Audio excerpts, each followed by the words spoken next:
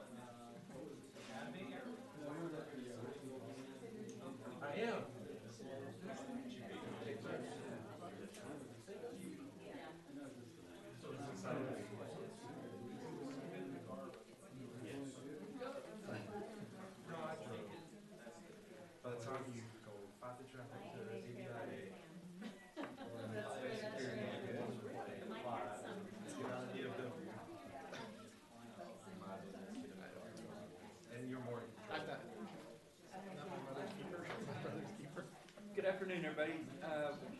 The time is 5:33. We're here in work session. We have 6 items to talk about. First item is any discussion on the agenda for tonight. We only have one regular item, number 10, I believe. No, I'm sorry. Way before that. Number 7. Which is a new sign. Anybody have any questions at all on any agenda items? Wait, number 7. Yeah. Number 7, the public hearing for the sign. Yeah, we're in the consent agenda. But it's just any agenda. Sorry. All good.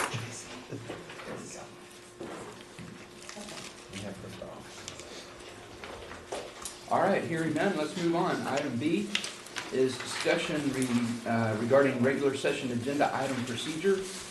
This is an open council discussion. I believe Councilmember John asked for this. Yeah, Mayor, I just wanted to get some clarification and also so that we have a better understanding moving forward. When an agenda item is on a regular session,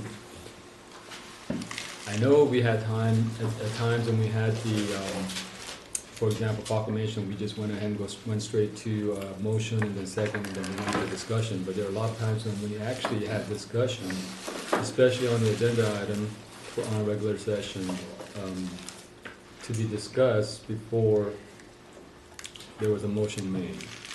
So, you know, and that's the way I understood it as, but then, that's not how it happens, I just want to get some clarification.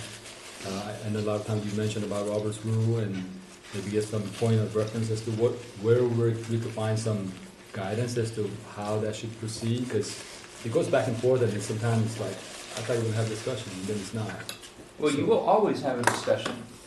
Yep, right, but usually, discussion before a motion is made. Well, according to Robert's rules, the discussion happens after the motion. And is that pretty much set as a procedure-wise? No, it's not. It's, the one thing about Robert's rules is they allow you the latitude to customize your operation pretty much any way you want. Now, the one thing that we are required to do, though, by Robert's rules and city charter, is when a motion is made, that stops all discussion. So in the case where we have no discussion, or someone makes a motion first, that takes priority. Okay. So you would always, even though there might be, or even though there is a discussion to be made, regardless, if someone makes a motion, you would just go ahead and go with that first and then go into discussion, is that? That's procedural by Robert's rules, yes. Now, there's two things can happen when a motion is made. It can fail for lack of a second, and that has happened, at which case then there usually is discussion, or someone can make a second motion, or the other thing that happens is a motion is made and seconded, and then I will call for discussion. Okay. Now, if we've had extensive discussion before the motion is made, I don't necessarily automatically always call for discussion after the second, Sure, because we've already had the discussion. sure. It's just, again, and I'm just going with the example, like last time when the one item was in the agenda for a regular session, and walking in with an expectation of having discussion, and the motion was made, and I thought, well, that's not the way we usually have done it, so that just kind of made a confusion for me, so I just wanted to get some clarification on that. Mr. Bijou, did you? Yeah, so one question for you, Wes, is did you have a discussion with Kevin in regards to making a motion right after, immediately after Bob's presentation? He mentioned that he wanted to make a motion. I didn't prompt him to do that. So usually, after staff make a presentation, you open the floor for council members to ask questions and discuss the item. This And- particular case, immediately after Bob's presentation, the motion was made. So it was a little bit surprising, a little bit unusual to me. That's why I asked that question on the last week meeting. Well, I understand, but when I say council, and, you know, it could have been anybody, could have raised their hand and I call on them, they have the option to comment or make a motion. So going forward, I want to know the rules before we start the game. Are we going to have a discussions, question and answer session before somebody make the motion? I can't dictate when anybody makes a motion. But you are running the meeting. Right. It is my meeting, that is correct. Therefore, the flow is usually, or at least the precedent we had was a discussion and question and answer session before a council member make a motion. That's correct. That last time we rushed into a motion. So I'm trying to understand what is the rule before we go So into the game. the rule is we're gonna follow Robert's rules. Just Bob had commented, Okay. so. So if I raise my hand and you didn't see me raising my hand, someone else to your right, so you saw their hand, they want to make a motion, but I wanted to have a discussion and question and answer session, how would it work? But didn't you get the chance to have your discussion? No, I wanted to do it before that, Well, before the motion made. your option is to have the discussion after the motion. How does it matter? Tell me how it matters whether you have the discussion before or But that's how after. we've been practicing, that's a precedent. Well, not really. We don't always have discussion before a motion is made. For the agenda items? That's correct. When was the last time we had an unusual practice like this? It wasn't unusual. Well, I don't remember a time that we had a motion immediately after a staff presentation. Hang on. So it has happened. I mean, there have been numerous cases over time where we've had a presentation. There has not been a single discussion or question, and we went directly into a motion. Bob? Yeah, your practice has always been, as administered, the mayor's correct, you follow Robert's rules. There seems to be some confusion in what a question and answer. Normally, when you have an agenda item, it's not on the consent agenda. The staff member makes presentation, whatever department is bringing the matter forward for the city manager. And at that time, the mayor generally asks for questions. And then there's usually a series of questions that are asked of the presenter. And so I think that sometimes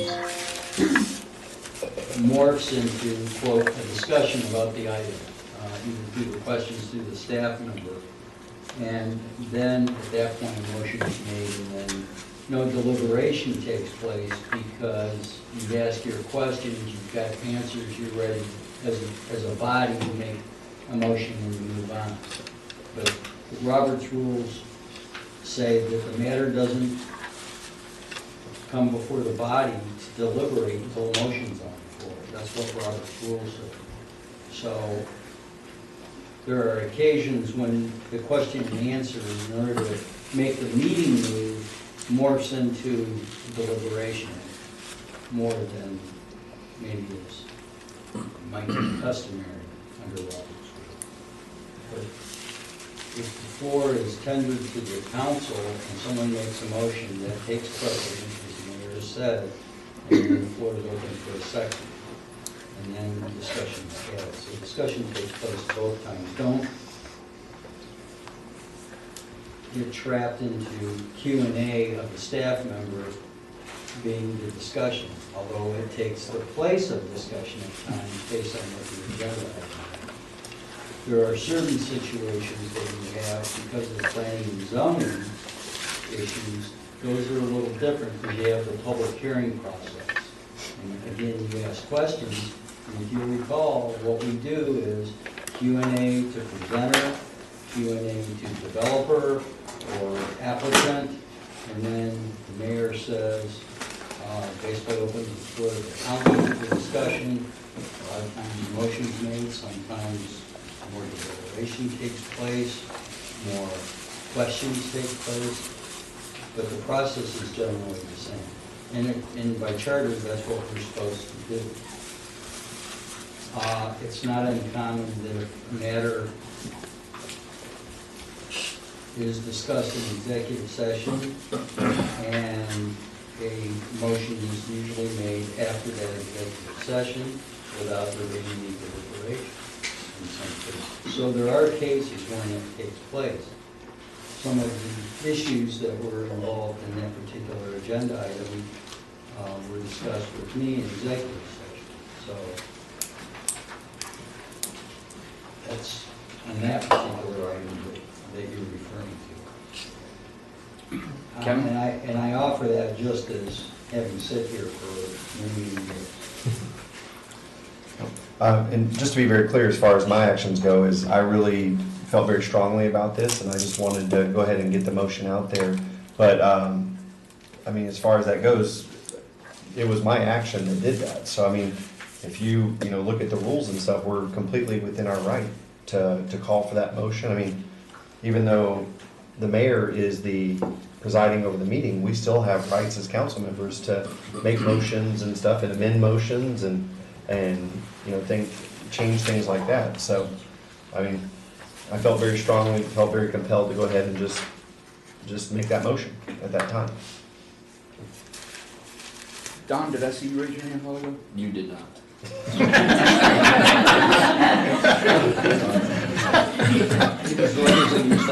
Well done, sir. There's actually several things that I've only seen it done once, But there is another motion that is to call the question, and Cliff has done it once, and what that does is that stops all deliberation, all discussion, and you vote on it. Well, actually, you have to vote on the motion, but then if the motion passes, you vote on the item without further discussion. And so there are procedural ways that come before the council that allow you to do different things. I mean, it's not there is a formula, but it's not the same every time. It's very dependent upon what you as a council member want to do.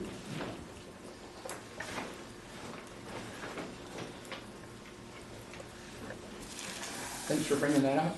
No, I got it. Anyone can bring up a motion, and then that'll be second or none, and so on. Okay? All right, anybody else? All right, thank you. Item C is update on South Belt Line reconstruction. Mr. Collins, are we doing something on South Belt Line? We're gonna get this report a lot. We're gonna get this report a lot.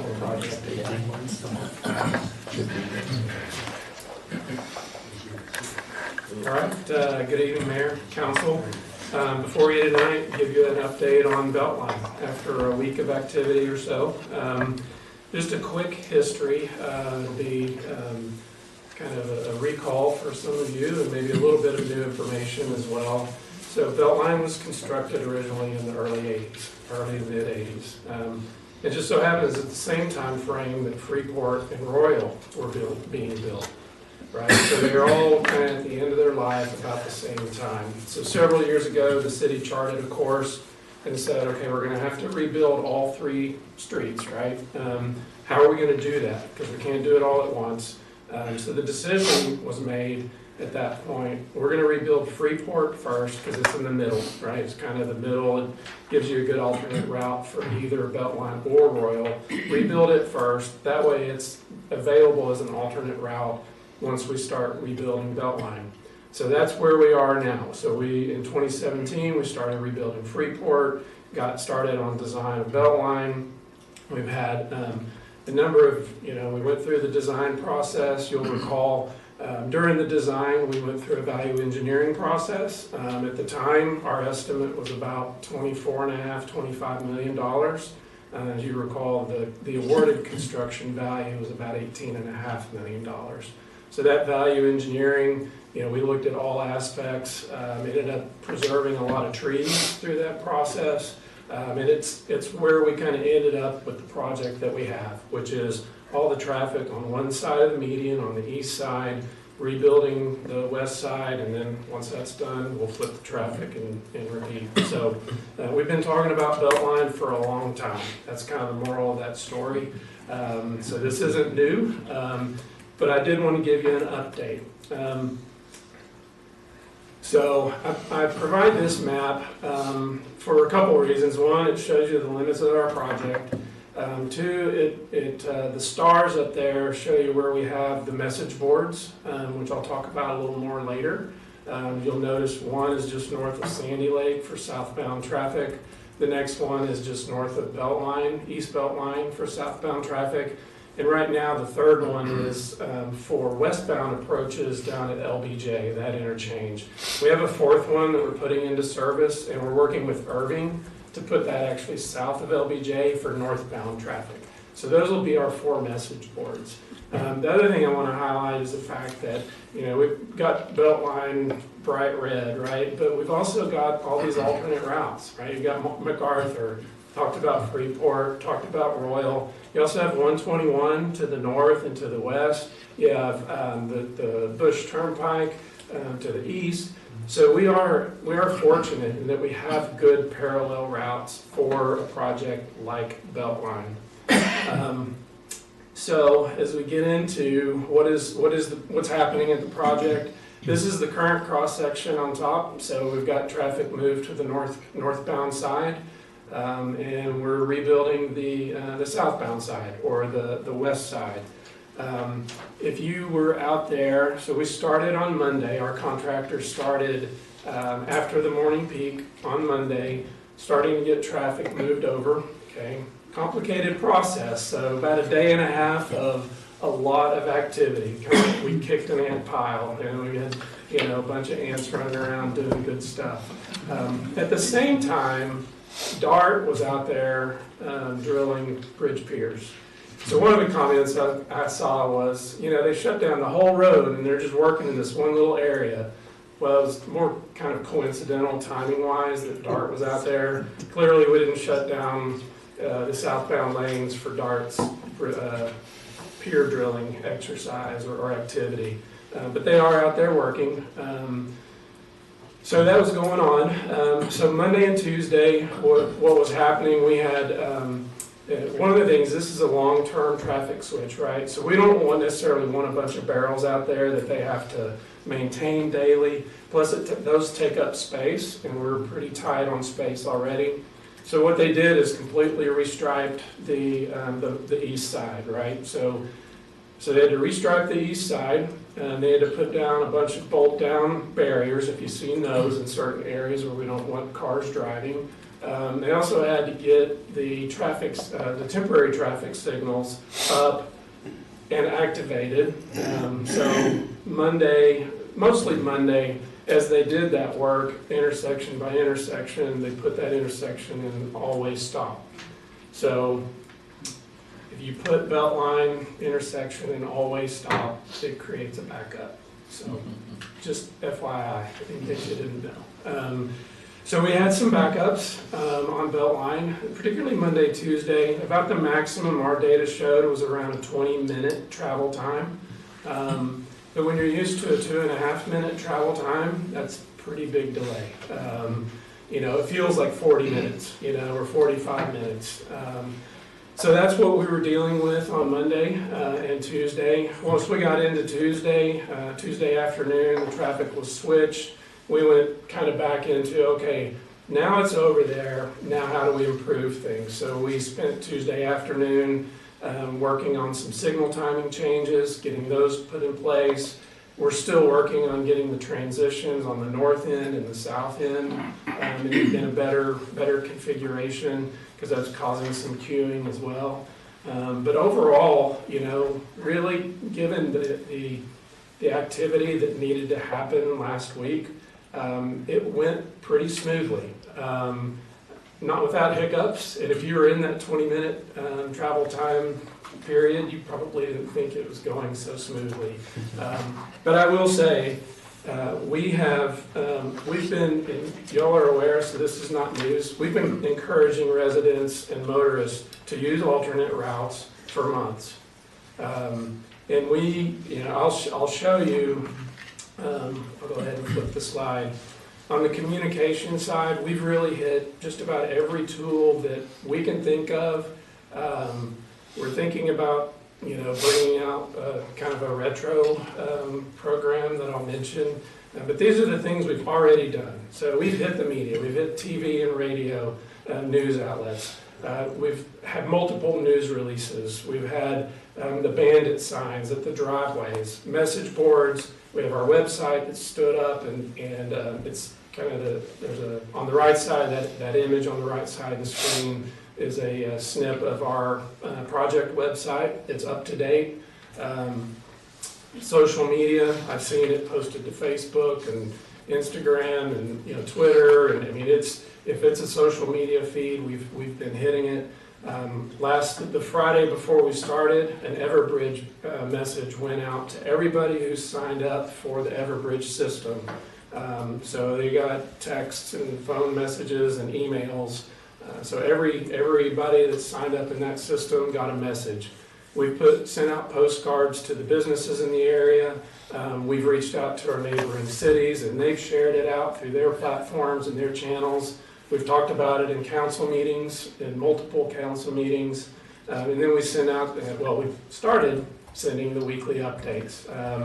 So the smaller graphic there, we sent out with tidbits on Friday. We'll send this out every week and give you a kind of an idea of where we are progress-wise. A photo from the week that'll be updated of the activity that's going on, as well as kind of a 2-week look ahead, the activity to expect. So here, you know, this photo shows asphalt milling. And that's what they did. I think Tuesday afternoon, they were already milling asphalt, starting to remove the asphalt. 2 days later, they started removing concrete. So this contractor was teed up and ready to start work as soon as the traffic was out of the way. In fact, they were doing some utility work down on the south end even before we made the traffic switch. Talk a little bit about our delay notification system. And again, this is going to kind of rehash a little bit of information we've talked about previously, but what we're doing is we're leveraging INRIX data, which is a crowdsourced data business, and we're pulling that data every 2 minutes. So it's about as real time as you can get. We are looking at, so before we flipped the traffic, the average travel time for the length of the project, so from Southwestern to LBJ, is between 2.5 and 3 minutes. So we made an assumption that when we flip the traffic, that's going to double. And it's turned out that's about right. It's actually between about 5 and 6 minutes. So we said, okay, 5 minutes. Let's add a 1 minute buffer, and then anytime the travel time exceeds 6 minutes, we'll start posting a delay message. So if you are on the Twitter feed and you get a message that says current delay northbound 1 minute, use Freeport to the west, Freeport or Royal to the west, or MacArthur to the east, what it's telling you is it's a 1 minute delay above that 6 minutes. Okay, so and we did that. If I step back, you'll recall we're really focused on the people that have decided to go ahead, or for whatever reason they need to continue using Beltline. So there are regular users, right? And we're trying to tell them if something has happened in the construction zone that's causing an abnormal delay, right? So if I see that message and it says, 10-minute delay, yikes. I know something's wrong, right? Because I'm driving in and I don't get those delay messages, but now 10 minutes, okay, it's going to take me 15 minutes and I only left 4 minutes early to get to my meeting, right? So that's why we can look at other options. We could post the travel time, but then it really gets out of what we're trying to deliver, which is the message about the work in the work zone.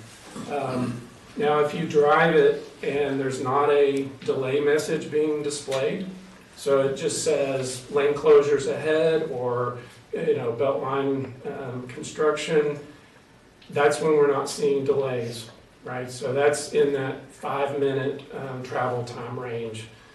So it's only once we exceed that threshold do we then roll over and start posting the delay message. So that's. Now we have a survey that's available through the webpage and through our Twitter feed, asking people what their information or message preferences are. We haven't gotten a very good response on that right now, so we're going to bump that back out and see if we can't get a little more traction on that survey. Because right now, if I showed you the results or talked about the results, they're really not significant given the amount of traffic that's out there. So talk about communication, the delay notification. Again, last week, the recap, as tough as it was, if you were a driver and you got caught, it actually went better than I was anticipating. Because switching that traffic, striping those lanes while traffic is still there, getting the traffic signals, the temporary traffic signals up and running, and the timing adjusted, it could have gone a lot worse than it did. And they did a really good job of managing that process. What they're doing right now, as I mentioned, they're working on demolition, and they're also working on utility work. That'll continue. Right now, the traffic conditions, as I mentioned, the average travel time during off-peak is about between 5 and 6 minutes, based on the data we have. During the peak period, it's 6 to 8 minutes. And again, relative to the 2.5 to 3 minutes before construction, those are still, you're talking about doubling your travel time going through that corridor. What we want to do is continue over the next week or so, let the traffic settle out, kind of get to a stable condition. We're going to do some validation of the NRIX data and our travel time information. But the indications, we've gone out and driven it and then check our information. It looks right, just kind of small, very small sample sizes, but we're going to do some of that work. Look ahead. We're going to keep on with the utility work. As soon as they're done with the demo, they will start with subgrade prep. So that'll be lime, and we'll be replacing some of the subgrade. They'll pave the east side, the west side. As soon as that's done, we'll flip the traffic and we'll repeat on the east side. That's really the project. The project itself is fairly straightforward once the traffic's out of the way. So that's kind of where we are after a week or so of activity out there. Our thinking is, and this is definitely looking for feedback, that I give an update like this maybe every 3-4 months. So probably next one would be during the summer. Should be in the thick of it on the west side by then. So with that, make sure I hit everything. So real quick, I do want to, I guess, touch on a few of the questions that I saw kind of that have been posted. One of them is why now, and I kind of addressed that, but the Beltline, if you drove it, we did an overlay of the asphalt overlay a few years ago, just to get us to this point. If you had driven it before we did that overlay, it was, the road has failed, and it failed several years ago. And so we're at a point, and we have the funding with the bond sale. We're at a point where it really needed to be rebuilt. And we had Freeport in place. We completed the reconstruction of Airline to give those alternate routes.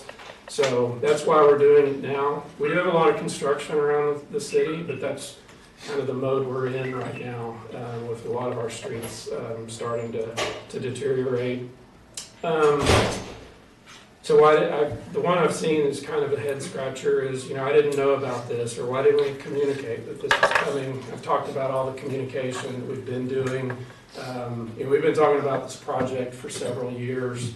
So there's been a lot of communication, but one of the things we want to hear is for people, from those folks that didn't hear about it, so we can do a better job of going out and communicating what's ahead.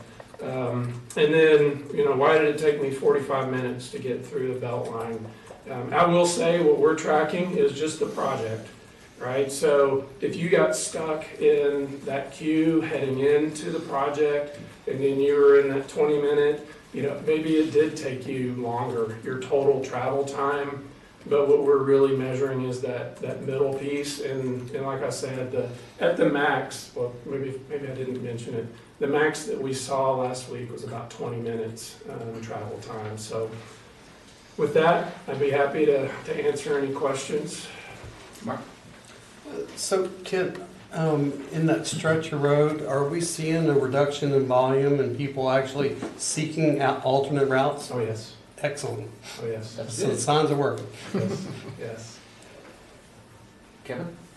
Would you mind sharing, just with everybody, the website for that right there? Is it the best way to find, is it just coppelltx.gov/Beltline? Yeah, or you can go to our main webpage and just search for Beltline. Okay. In fact, I just searched Coppell Beltline, and this pops up as the first hit. And that's also the Twitter handle as well, at Coppell Beltline, Yes. correct? Okay. So I know we've talked about this before, but Everbridge was the idea that we used to email people out with notifications. Yes, sir. Do they get the warning notifications by text and email through that, or is that only through Twitter? No, they get the, so we have to specifically send out an Everbridge notice. So is that what you're asking? Well, let me ask my real question. I had somebody, I think it was at church, complain to me that the only way she could get delay notifications was through Twitter. And that is the only way we're pushing out the delay notifications. Okay. So it's either through Twitter or it's through the message boards that Okay. are out on the roadway. Okay, she was asking me if there was another way to do it, and I told her I didn't think so, but I wasn't sure. There are other options, but we've chosen Twitter. It's a really good platform for short, succinct messages like this, and it's easy to automate it. So it'll, as the delay goes up, it'll update. But we've looked, we have the potential, if there's a desire, to look at other social media platforms. Well, this was a request to one. I'll ask her to get a Twitter account. Thank you. John? Yeah, Ken, I think you touched on it a little bit, but when we do a road construction, is there a state law or some sort of requirement as far as how long you have to kind of block off the road? Or, in other words, you're working, some people were talking, I think they were talking about how long you have to actually close the road to work on a piece of a section, right? Is there a state law or some sort of requirement that says you should at least block off such length when you're doing a road construction? Well, so I think, let me say this. We require, and state law requires, an engineered traffic control plan. Okay, and that traffic control plan is going to be designed for the work activity that's ongoing. So I don't know what the exact situation is, but if it's a lane closure, there's a lot of detail that goes into how that lane closure is put into place, like the taper length and what type of devices.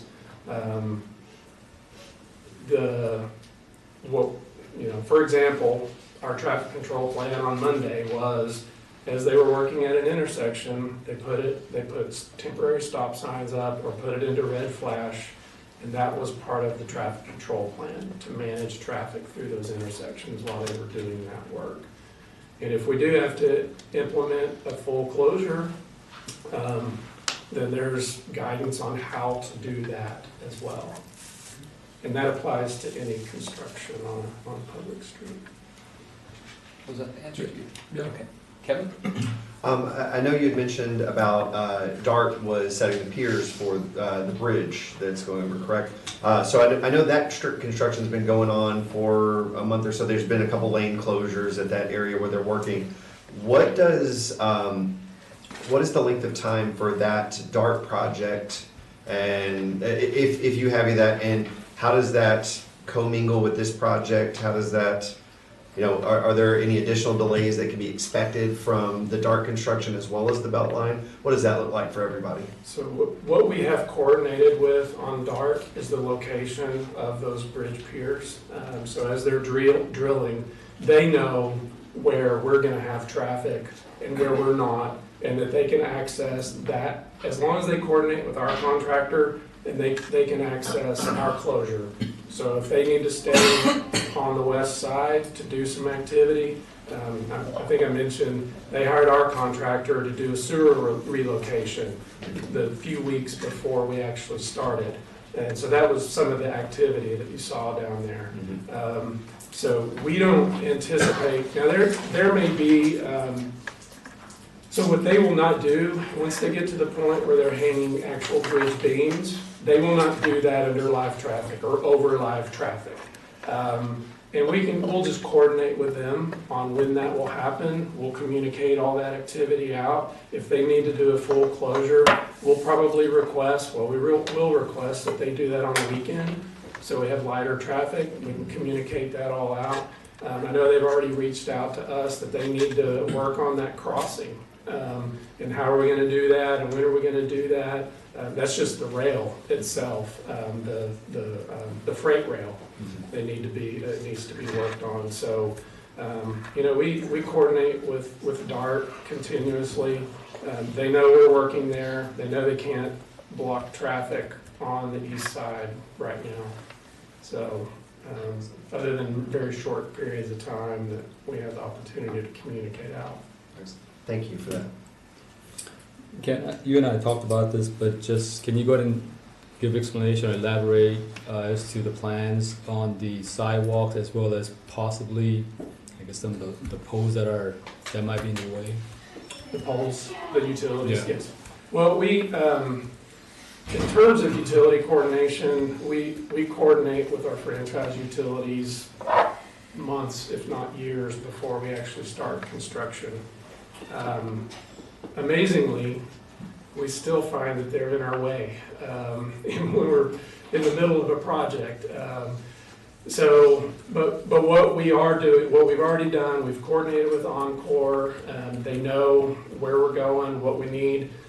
We've asked them, hey, when you're out there, can we get those poles stood up a little straighter? Try to get that resolved, because that's always been an issue for us.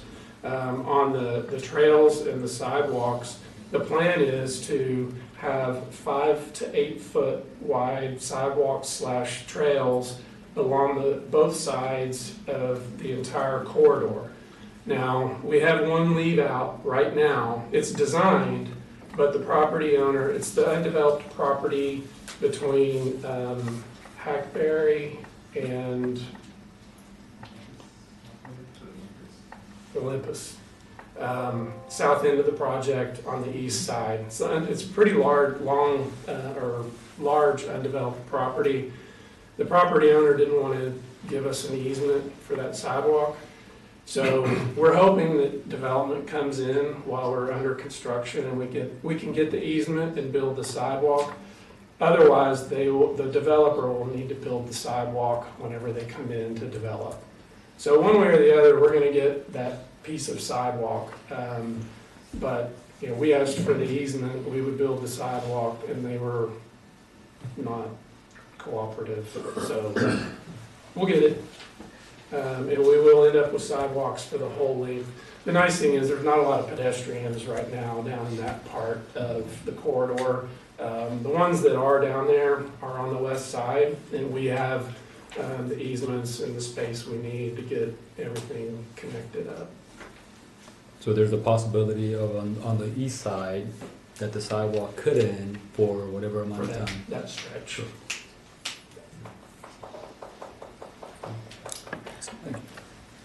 Thank you very much. You're welcome. Item D, budget primer presentation. Ms. Kim.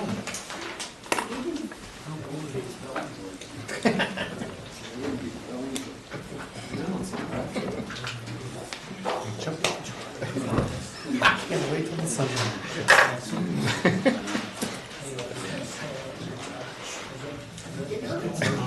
Sure, I'll take that.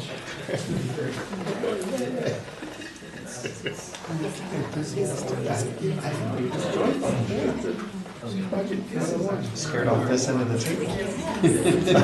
I saw you coming. He could do the presentation. You said budget and. Shall I ask him? Yeah, I will. What do you got back? We spent a couple days together, so. Tell me, you got a soapbox back there for him to stand on. Wow. I just take note of who is here and ready for the presentation. Yeah, no, I can't do it, was terrible. Not even close. You cooperate? No, they were hungry, I guess.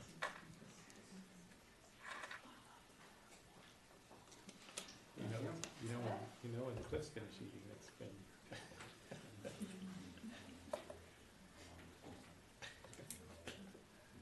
The other two? The other two in there? What's that? Oh, much go ahead. So should I ask Mr. Carroll to come do this presentation? Yeah. I did spend a couple days with him. He's not paying Ignoring attention. me. Yes, he is. Good evening, Mayor and Council. Thank you for the opportunity to present to you this evening. As you can tell, I'm not here to speak about water this evening. That's scheduled for another evening. So we'll do that in a couple of weeks. Tonight, I would like to share with you information that I hope that you find helpful when we discuss the 5-year forecast in a couple of weeks, and then the budget process that will take place in a few months. I'd like to take a moment to recognize Tamara Smith. She's here with me this evening.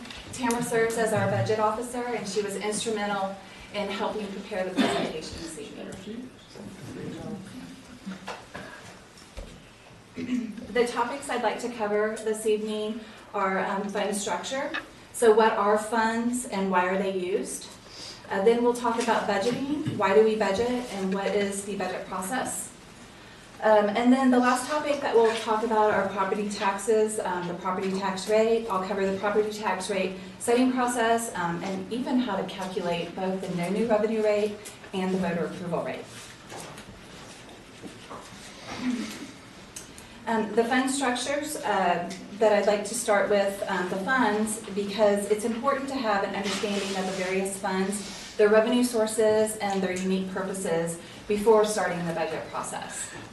So the city's funds are organized based on function and purpose. Each fund is a separate, self-contained set of accounts, assets, liabilities, revenues, and expenditures. So basically, the funds segregate the money of the city according to the legal or the purpose restrictions.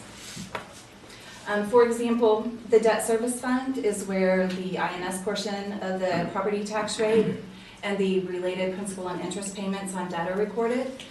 The tax levy is legally restricted for debt payments, and so utilizing a separate fund provides transparency regarding the use of that tax levy.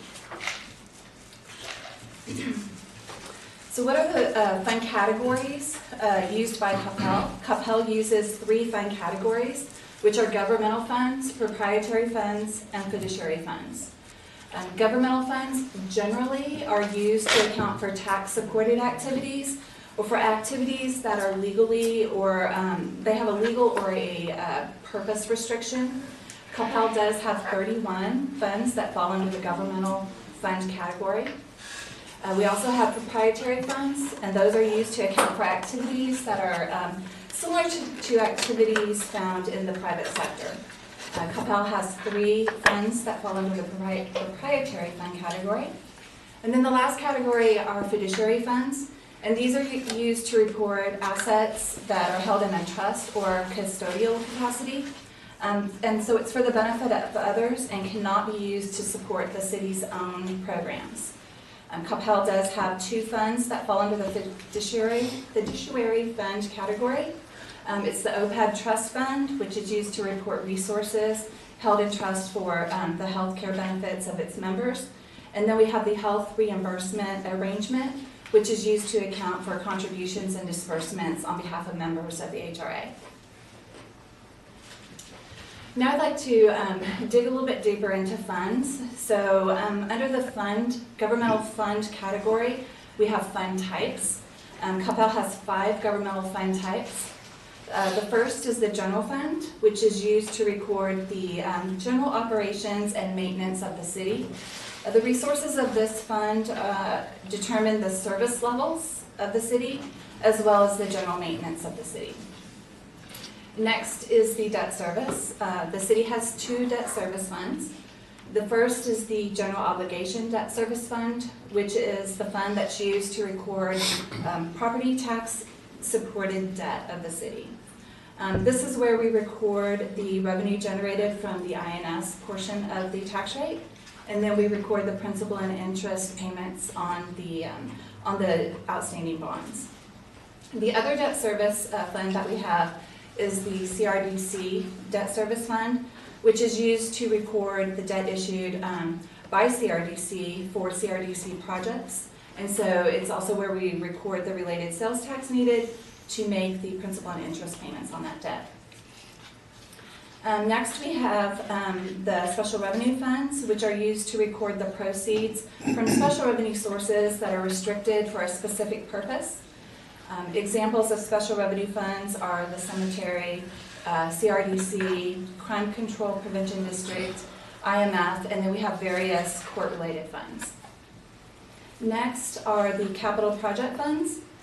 These funds are used to account for capital projects, which include acquisition or construction of facilities and infrastructure, such as the Beltline Road project that Mr. Collins just spoke about earlier. The last governmental fund type used by the city is the permanent fund. A permanent fund is used to report a resource that is legally restricted to the extent that only the earnings and principal, only the earnings but not the principal, may be used to support the programs of the city. As I mentioned, the cemetery is considered a special revenue fund.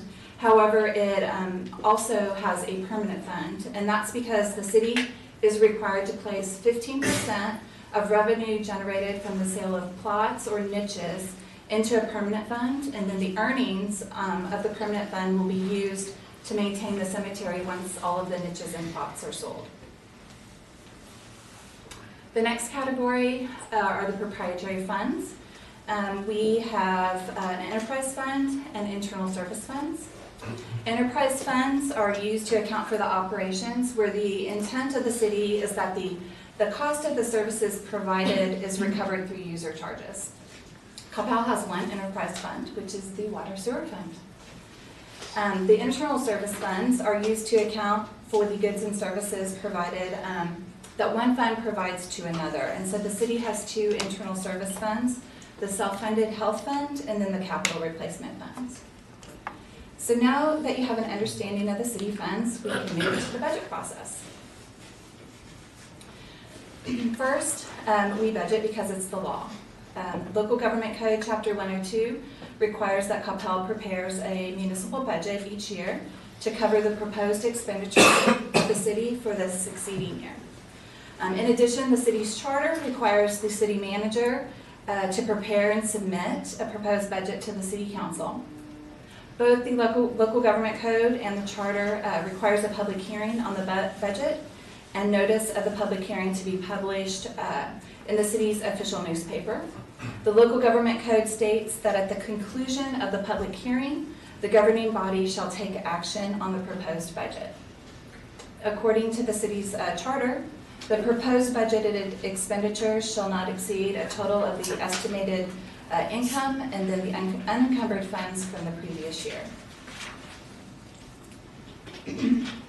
So what type of planning documents do we prepare? We prepare the budget and the 5-year forecast. The budget covers a single fiscal year's maintenance and operations and is formally adopted by the council. In addition, amendments to modify the original budget are brought to council for approval during the year. Amendments address items that arise during the year that were unknown at the time the budget was created. For example, damage caused by last February's freeze. We brought amendments regarding that to amend the budget. Next is the 5-year forecast. It is a future financial planning tool that includes the current fiscal year plus 4 years. This document addresses both the maintenance and operations as well as long-term plans regarding improvements to infrastructure. It is also updated on an annual basis. So now I'd like to walk through the phases of the budget cycle. The first phase of the budget cycle is budget preparation.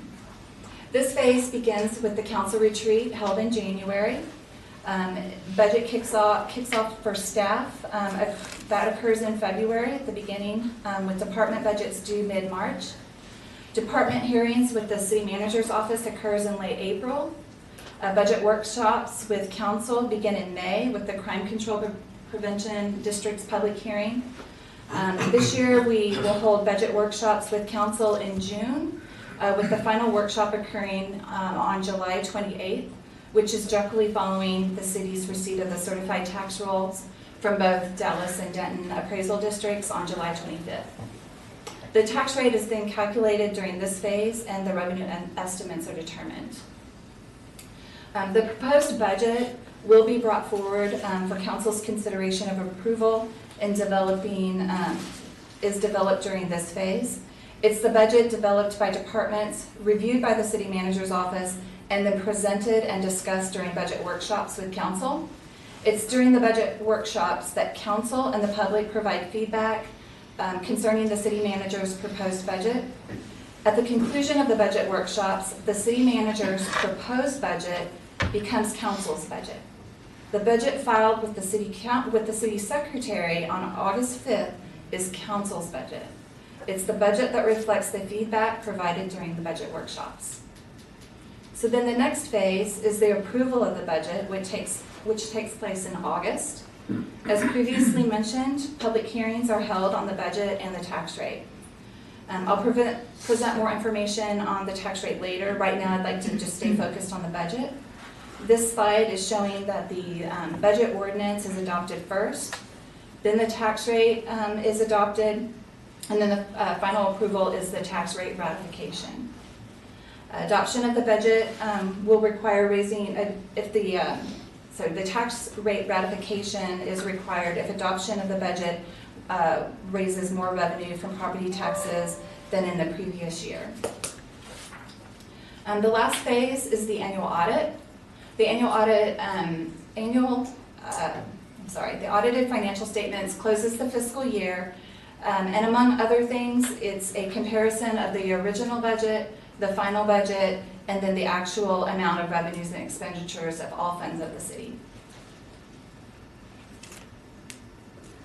I thought you might like to see when the budget process for citizens, where citizens can provide input, and so the items that are circled in reds show each opportunity for citizens to engage in the process, to learn more about the budget process, and then provide input. It starts with the town hall meeting that will occur in April, the public meeting in May on the Crime Control Prevention District, and continues with the budget workshops held in June and July, and then the public hearing in August.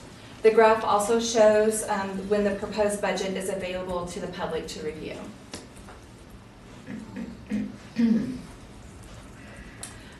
Next, I think it's important to share each fund type source of revenue, as it can be confusing. For example, which fund receives property tax revenue and which receives sales tax revenue, and et cetera.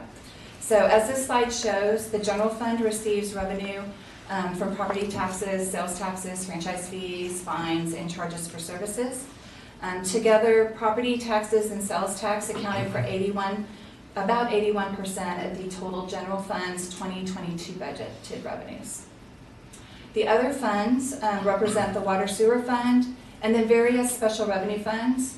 For example, the water sewer fund receives its revenue from the water sewer rates, crime control, Crdc, and the IMF. Their primary source of revenue is sales tax, where the hotel occupancy tax fund receives the revenue from the hotel occupancy tax that we receive from our hotels and our short-term rentals.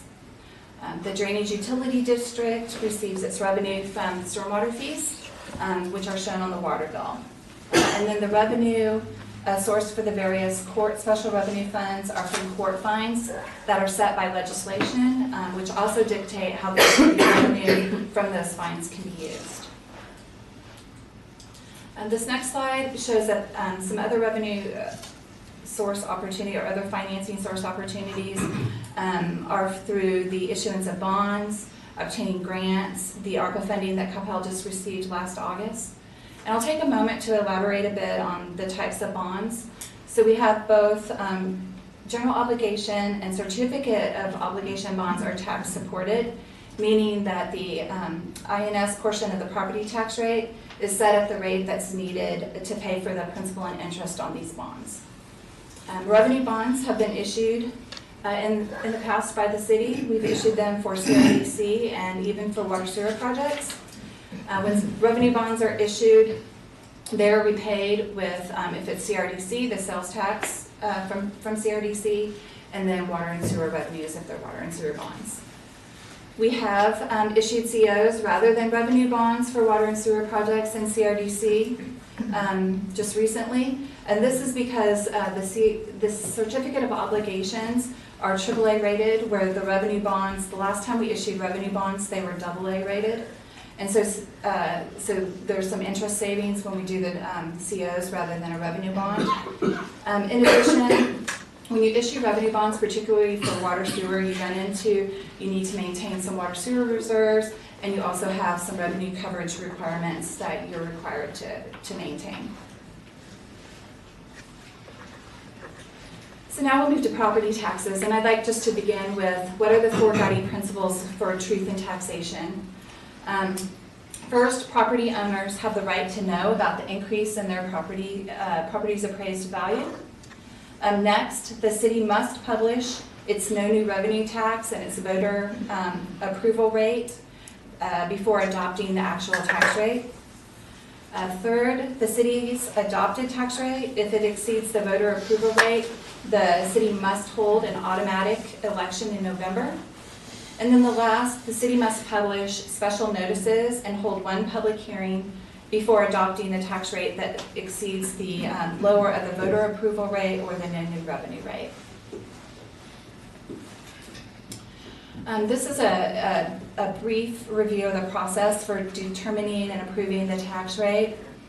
First, the appraisal district provides the certified values which are needed to calculate the tax rate. So it's the appraisal districts that send out notices of the appraised values and provide the appraised values to us. Next, the tax assessor calculates the no new revenue and the voter approval tax rate, and then the city publishes notices regarding these tax rates. At the last council meeting in July, the governing body votes on the maximum tax rate to propose, which will be listed in the notice of public hearing to vote on the tax rate. Now, this is not adopting the tax rate when you do this. It's simply setting the maximum tax rate that can be proposed at the council meeting to adopt the tax rate. And then in August, at the same meeting, the public hearing on the budget is held. Council holds a public hearing on the tax rate. After the public hearing at this meeting, council considers approval of an ordinance setting the tax rate. Once the tax rate is approved, the tax assessor will begin mailing property tax bills in October. So now we get to learn how to calculate the tax rate. This slide shows that the total tax rate is comprised of the maintenance and operations rate, and which is the revenue that's generated for the general fund. And then it's also comprised of the INS rate, which is the revenue that's generated for the debt service. This slide also shows the formula used to calculate total property tax revenue, which is to be received by the city. Remember, a portion of the total tax revenue, again, goes to the general fund and a portion to the debt service. And so it's just the total tax rate is the M&O plus the INS rate. The tax rate times the taxable value that's provided by the appraisal district divided by 100 gets you the revenue or the tax levy that we're going to be collecting. I did want to take a moment to just go over the Senate Bill 2, the changes, before we move into the no new revenue and voter approved rate. Senate Bill 2 went into effect January 1st of 2020. First, we calculate both the no new revenue and the voter approval rates.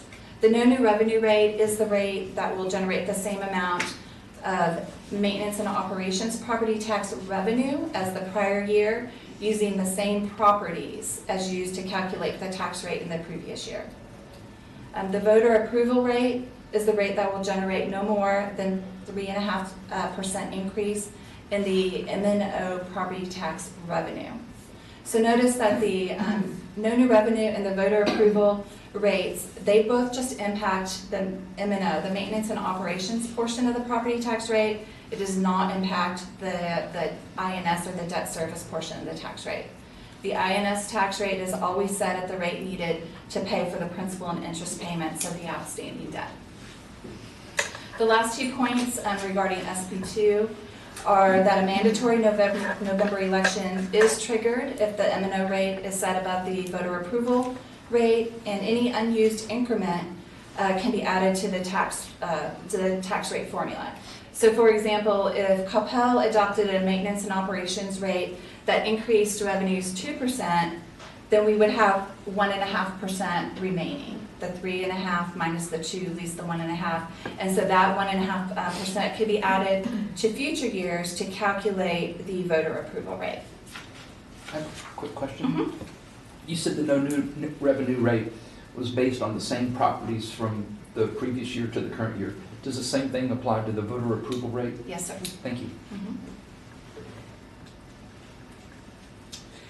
Okay, so now we can walk through the new revenue tax rate. The calculation is showing that we use the prior year maintenance and operations tax revenue, and we divide it by the current value of property that was taxed in the prior year. So again, as the mayor pointed out, this does not include the value of any new construction. It's just the property that was in the prior year. That amount is then multiplied by 100 because the tax rate is per 100 of value. This provides the maintenance and operation portion of the no new revenue tax rate. The M&O portion is added to the INS portion to get the rate necessary to generate, which is the rate necessary to generate revenue equal to the principal and interest payments on debt. And so the total of these two, again, is the no new revenue tax rate. And I'm going to keep telling you it over and over again, several times. So then we'll have a test at the end to see if you can calculate these for me. I did want to point out the no new revenue tax rate is a 4-page calculation. It's a worksheet that's 4 pages long just to calculate this tax rate. So this is a very simplified version. I also thought it might be fun to show the seesaw effect. So as the appraised values go up, the no new revenue rate will come down, and as appraised values come down, no new revenue rate will go up. Assuming there's no change in appraised values, then there'll be no change in the no new revenue rate. So now we're ready to calculate the voter approval tax rate. And I'd like just to share with you that this calculation is actually 5 pages long. Then there's another 6 pages of calculations to review for various adjustments to both the no new revenue rate and the voter approval rate. And if you would like to see the calculation, it is contained in the budget book. It's the last few pages, several pages of the budget book. As you can see, the voter approval rate starts with the no new revenue maintenance on operation rate, and it gets increased by the 3.5%. It then adds the INS or the current debt rate and any unused increment from the previous years to determine the total voter approval rate. This is the maximum rate that would be allowed by law without voter approval. So now that you know how to calculate the tax rate, my presentation is complete, and I hope you found it informative, and I'm happy to answer any questions. Don? And I think Councilmember Carroll can answer all of the questions because we spent the days together. On the slide right before the purple is the unused increment. Did you? Oh. Whoops. Did you go into that? What that is, or how that's calculated? The unused increment? Yeah. It's so you can increase the no new revenue rate by 3.5% to get to the voter approved. If we would only increase 2%, then we still have that 1.5. So we can. That's the 1.5 is the unused increment. So you could do 3.5 for that. If you had a 1.5 carryover. And 3.5 you could do 5. You could do 5 for that year because you have that carryover. And is it a 3-year look back, or am I thinking about that right? No, you're right. You remember. 3-year look back to figure out how much unused increment there is. Mm-hmm. Okay. Thanks.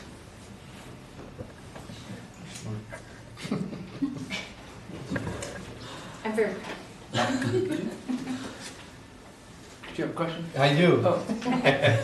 Thank you for the presentation. Uh-huh. During your presentation, you mentioned the revenue bond is AA and certificate of obligation is AAA.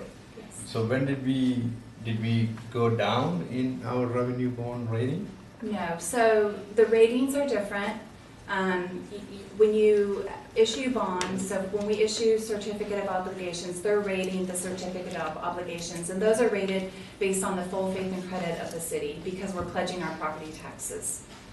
When you issue revenue bonds, you are getting a different rating because it's based on revenue bonds, and the difference is it's the revenue that's pledged is either water sewer revenue, or in Crdc it would be sales tax revenue. So because the revenue, the backing of the bonds are different, you have different ratings. And we're still AAA rated on our GOs or COs, but last time we were rated on revenues, it was AA. So it's two different types of bonds, two different type ratings. So for the water and sewer purpose that we are using the revenue bond? No, we have used revenue bonds historically. Okay. When we, recently, when we've issued the last few bonds for water sewer projects, we've been using certificate of obligations Okay. to get the AAA rating, but then the water and sewer revenues are used to pay it back. So I'm looking at page 19 of that documents that we have on our SharePoint with the bonds issued on 2013. Do you know which are the ones? Yeah, you can Can I take see it. what you're looking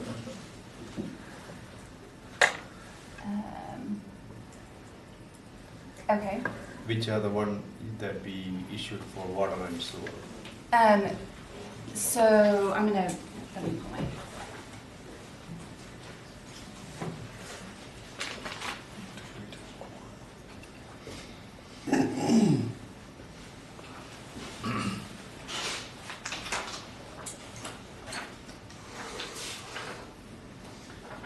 So even though we issued CO bonds, they're not, I don't think they show up here. Says go refunding bonds. Right, but we break them out, so I'm gonna show you this. So this is the water sewer certificate of obligations that we issued in 2021, water sewer certificate of obligations that we issued in 2020, and then 2018. So I'm not sure if what you're looking at is combining this number with this number. This is on the city page. Right, but I can't remember if that's just the portion that's being repaid with, So- it's the portion being repaid with the tax rate, so then there's others that are being repaid back here. So instead of having a private, could we get you guys to work offline on that? That's fine. Okay, Sorry. thank you, sorry. Okay, any other questions? So I'm gonna summarize, we're gonna be seeing a lot more of you between now and August. You are.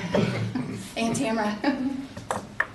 Okay, well, thank you very much. Thank you. Thank you very much. This always helps, because I don't know how Don remembers it all, so. All right, item E, presentation of business support program. Ms. Hurley. Thank you, Kim. Thank you.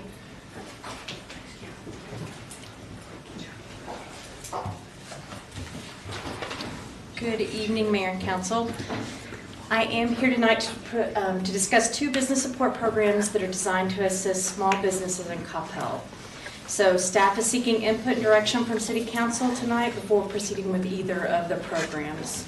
One of the programs I'll talk about tonight is related to businesses impacted by COVID, and one of the programs is related to businesses that are impacted by the reconstruction of South Beltline Road.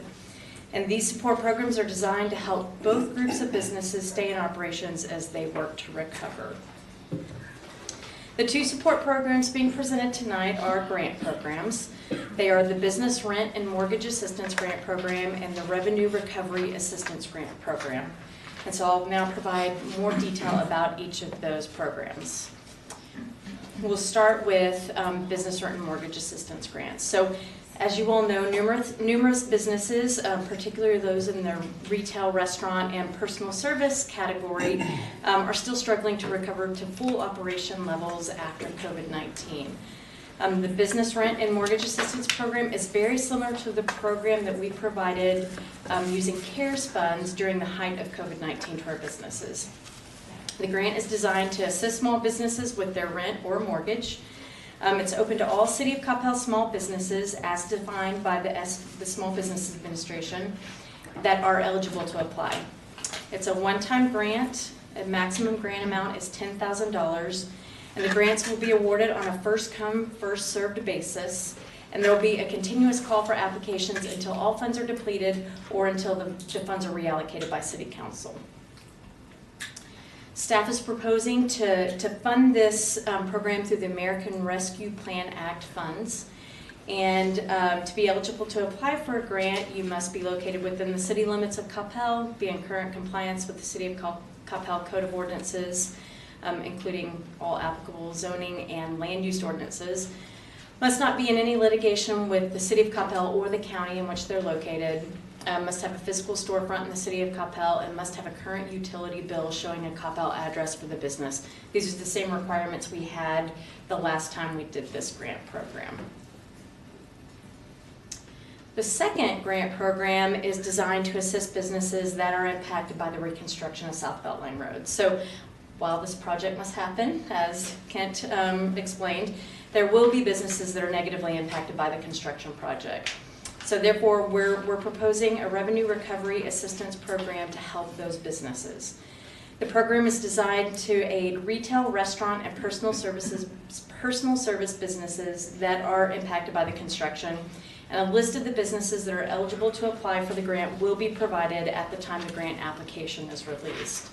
This list will contain those retail, restaurant, personal service businesses that are located south of Sandy Lake Road and front either South Denton Tap Road or South Beltline Road.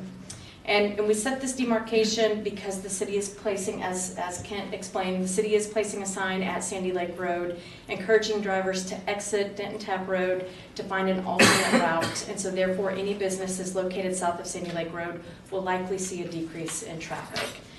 And so got this slide here just to visually represent the stretch of roadway that is being included to identify the businesses that front it. So it's kind of hard to see, but it's the red line running down Denton Tap, South Beltline Road. This grant is a one-time grant also. The maximum grant amount is $5,000, and grants will be awarded on a first-come, first-served basis. And once again, there will be a continuous call for applications until the funds are depleted, until we reallocate the funds, till construction is over, or we end the program. So we will do a continuous call for applications until then. Staff is proposing to fund this grant program with $100,000 from the general fund balance. However, since we completed the city council packet, we did get confirmation that this isn't an eligible expenditure of ARPA funds. So if you would prefer to use those, that is another option to fund this program. To apply for the grant, the businesses must be an eligible business that's located on South Denton Tap Road or South Beltline Road, south of Sandy Lake Road. They must be in current compliance with all of our code of ordinances. They must not be in any litigation with the city or the county. And they must be open and operational at the time of the grant application and award. We'll also be working on designing and promoting shopping campaigns for all of the retail, restaurant, and personal service businesses that are negatively impacted by the construction throughout the duration of the construction project. So we'll be doing those throughout the entire construction period. And so we will be working with the city's communications team and our community partners to get the word out about both of these programs if you all are interested in moving forward. And if you would like to proceed with these grant programs, we'll bring forward a resolution for each of the programs to be considered and approved in April. And so with that, I'm happy to answer any questions you have about either program. Council? Cliff? The application, is the city going to prepare the applications? Yes, sir. And it's based on what? It'll be the same. It'll be the questions that apply to. So essentially, on the business rent and mortgage assistance, as long as you meet those criteria, we will have in there. We'll have a NAICS code requirement because we'll have to guarantee if it's questionable if it is in fact a small business, because small business is determined by the SBA through different qualifications based on the type of industry that it is. So we'll have a NAICS requirement for them to put their NAICS code on there, but otherwise it'll be straightforward. It'll just be information about the business. And then on the revenue recovery assistance, we will know the businesses that have already been identified. Yeah, they're on that. Yes, sir. Kevin? I saw in the memo, you said that second $100,000 for the $5,000 grant, it could be used with ARPA funds. So is the intention then to put all these funds together, or are we gonna keep them separated, 650 for the first, and then 100,000 for the separate, even though the revenue source would be the same? Our plan is to keep them separate at this Okay. time. If one is running more smoothly or not more smoothly, more successfully, and there's more interest, then we can come back and see if we want to reallocate the funds. But otherwise, we do plan to keep those separate. It's the only thing that I would say is that I definitely understand the methodology, by the south of Sandy Lake all the way down there. My only comment would be that if we see that those $5,000 grants aren't being taken advantage of, I would maybe like to see us maybe expand that a little bit more, maybe to the north side of Denton Tap, just to try to provide a little bit of extra relief there, if that's necessary, in case these parameters, are limiting per se, and there's just not enough people taking advantage of it. So my last question is, so we're talking about $750,000. The last round of funds with the CARES Act funds, the grant amount was increased, correct? Yes. Would this be something that if we determine that maybe half of it gets used, that we would reallocate those funds to something else, or would we try to deplete this entire fund and get that out to the business community? We would come back to you all for guidance on that. So the last time when we set the rent and mortgage assistance, we didn't have the number of applications that we assumed we would. Mhm. And so we came back to council that time and said, we would like to increase the grant amount to the businesses if council was okay with that. And that's what council wanted to do. But we would do the same thing. We would come back and ask for your input on whether you would like to increase the grant amount to each business, or if you would like to reallocate the funds for a different use. Correct me if I'm wrong, but during our retreat, this was one of the larger items we talked about that exact situation, that we might have extra funds that we could use somewhere else. Because there were a couple of items that wouldn't be funded under the current allocation. Excellent. So based on, sorry, anybody have any other questions? Mark? I did want to look a little further into what Kevin had said about businesses along that whole corridor, because I think our messaging through Twitter and everything is to divert way before you can get to Coppell, to go down, MacArthur or Royal or Freeport. So I'm wondering if it ought to be opened up for more of Denton Tap and the Bell Line. We're seeking your input on that. So if that's what you want to do, we certainly can do that. We can make it any business on Denton Tap / South Belt Line south of 121, if that's. I think that's what we're messaging, is to tell them to break off before you even get to Coppell, right? If you're coming from outside of Coppell, yes, that's what we want. And that's what the majority of our traffic comes from, right? 40,000 cars a day? 2/3. Yeah. 2/3, yeah. So. The only thing I was thinking was, it's not, and I was sitting there and I didn't come up with an answer, so I don't know.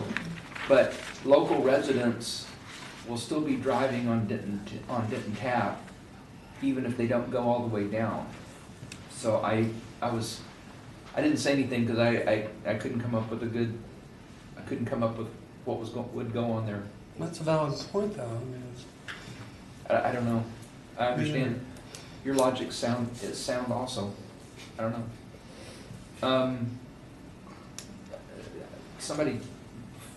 I thought somebody else raised their hand down at the end of the table.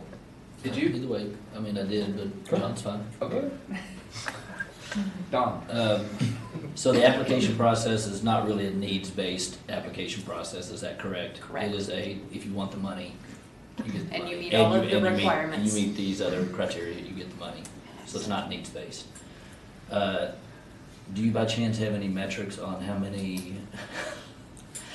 No, do you have any idea of what the population of possible businesses that along that route would be that might want the grant? Do you have an Sure. idea?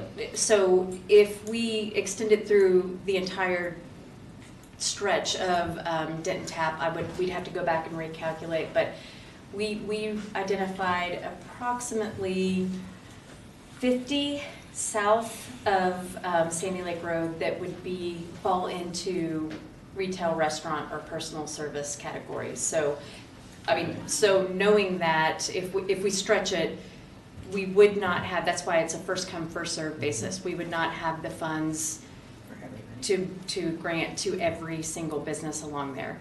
Okay. And I did fail to mention, I apologize, that a business that is on that stretch could receive both grants.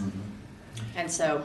And if they received a rent assistant grant previously, that does not make them ineligible. This is a new program, is that? Correct. It's a new series of payments. Okay. So the rent assistance is available to the entire city anyway, right? So that's a much bigger population. All small businesses. All small businesses, okay. Yes. Okay. Which the majority of our businesses do fall under. Yep, okay, thanks. John?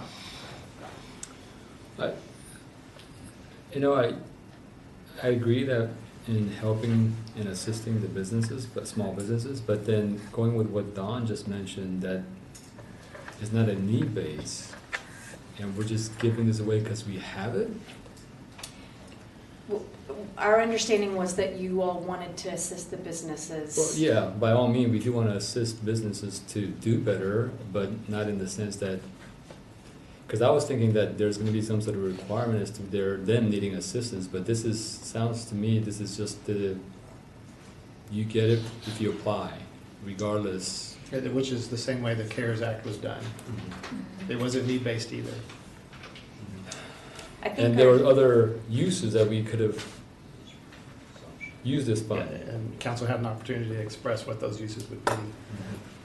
Yeah, so I'm having a hard time just doing this just because we have it and without really not a need base.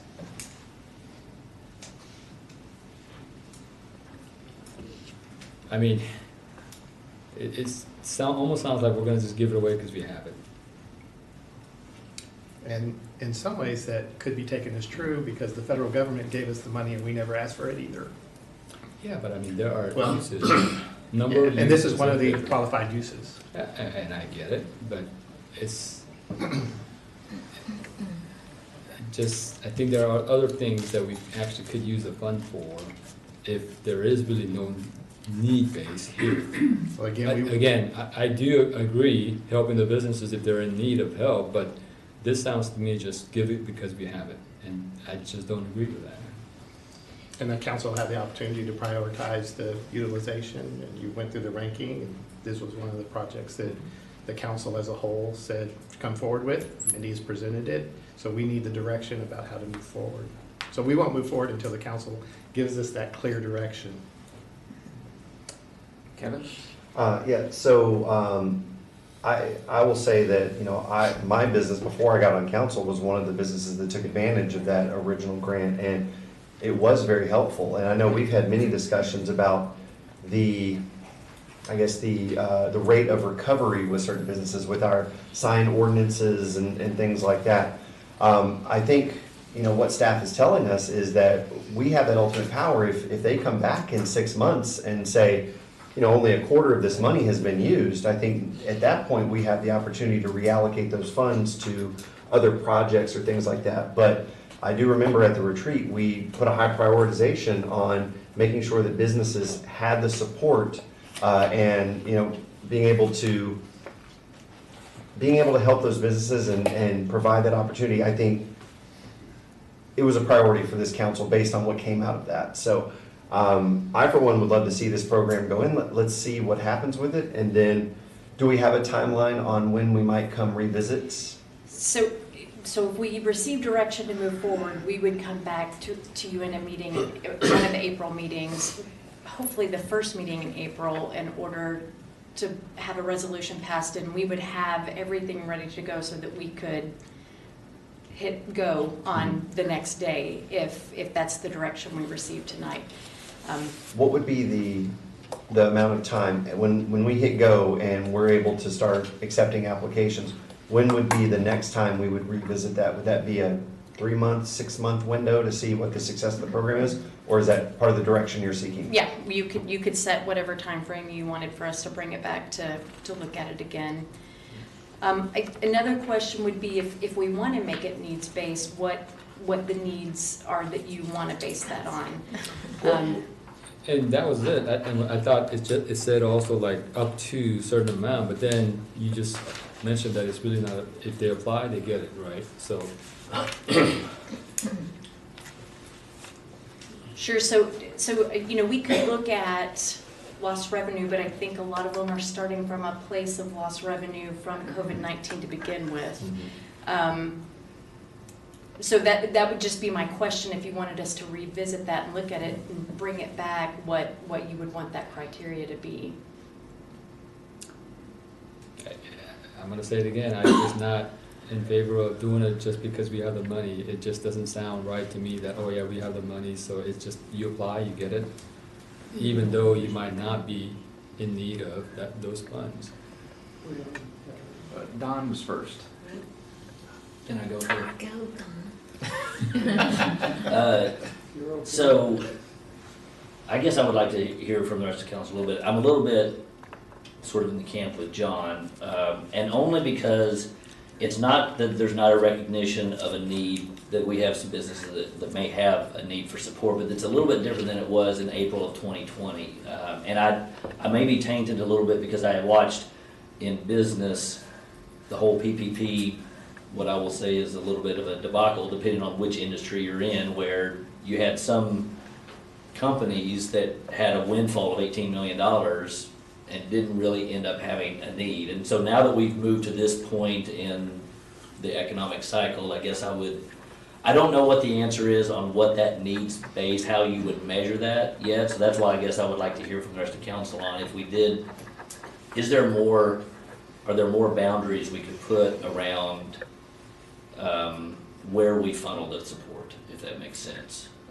Or I'd like to hear if people just disagree with that approach completely. Brianna?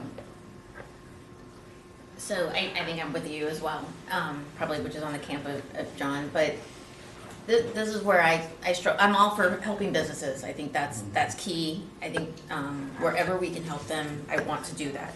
That's why we did the temporary signs, we've done the grant money. I think we ended up in a situation where not everybody took advantage of the grant money, right? And so that's gonna be the other thing. Are people willing to even apply? I don't even know what the response is gonna be. I think where I struggle is, because you just said, I mean, you hit the nail on the head, right? Like, what is that need? What are those parameters? I don't know that we're necessarily in that situation to figure that out. I don't know. I think it's very subjective because I think in an application, someone could say, right, like, we have a need because we don't have enough staff or whatever it might be, right? Like, where do you draw that line? I'd be curious if there are other cities that are doing something like this and if they've set up any parameters that we could maybe use as a guiding principle of some sort, right, to see what they're doing.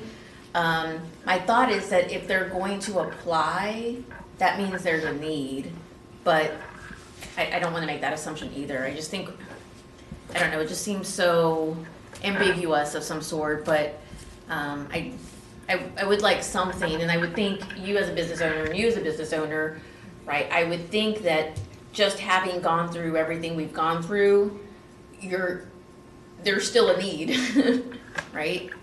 And the question is, how do you define that? So those are my comments. Bijou? Yeah, Mindy, thanks for the presentation. So the question for you is, we got $5 million from the government in August of 2021. We passed 7 months now. Did we use any money from that? We did. We used $800,000 roughly for that one time. about $1 million for the one-time payment to the employees. Okay. So out of the 5 But million. we've committed to MetroCrest and we've committed to Woven.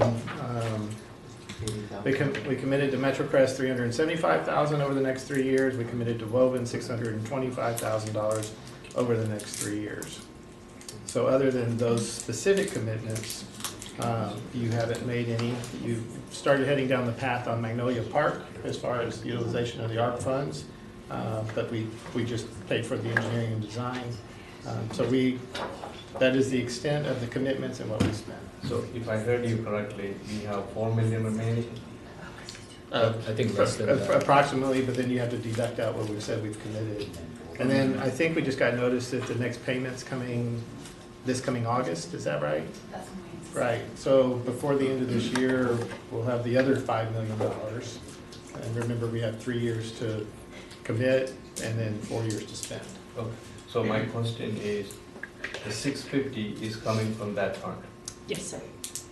And the 100,000 you said we were going to use from the general fund, we are going to switch that also? That's your That's your purview. So that's 650 plus 100,000, if we go in that direction, that's Right. 750. Right. Okay. Do we have any guidance from the government what we can use that fund for?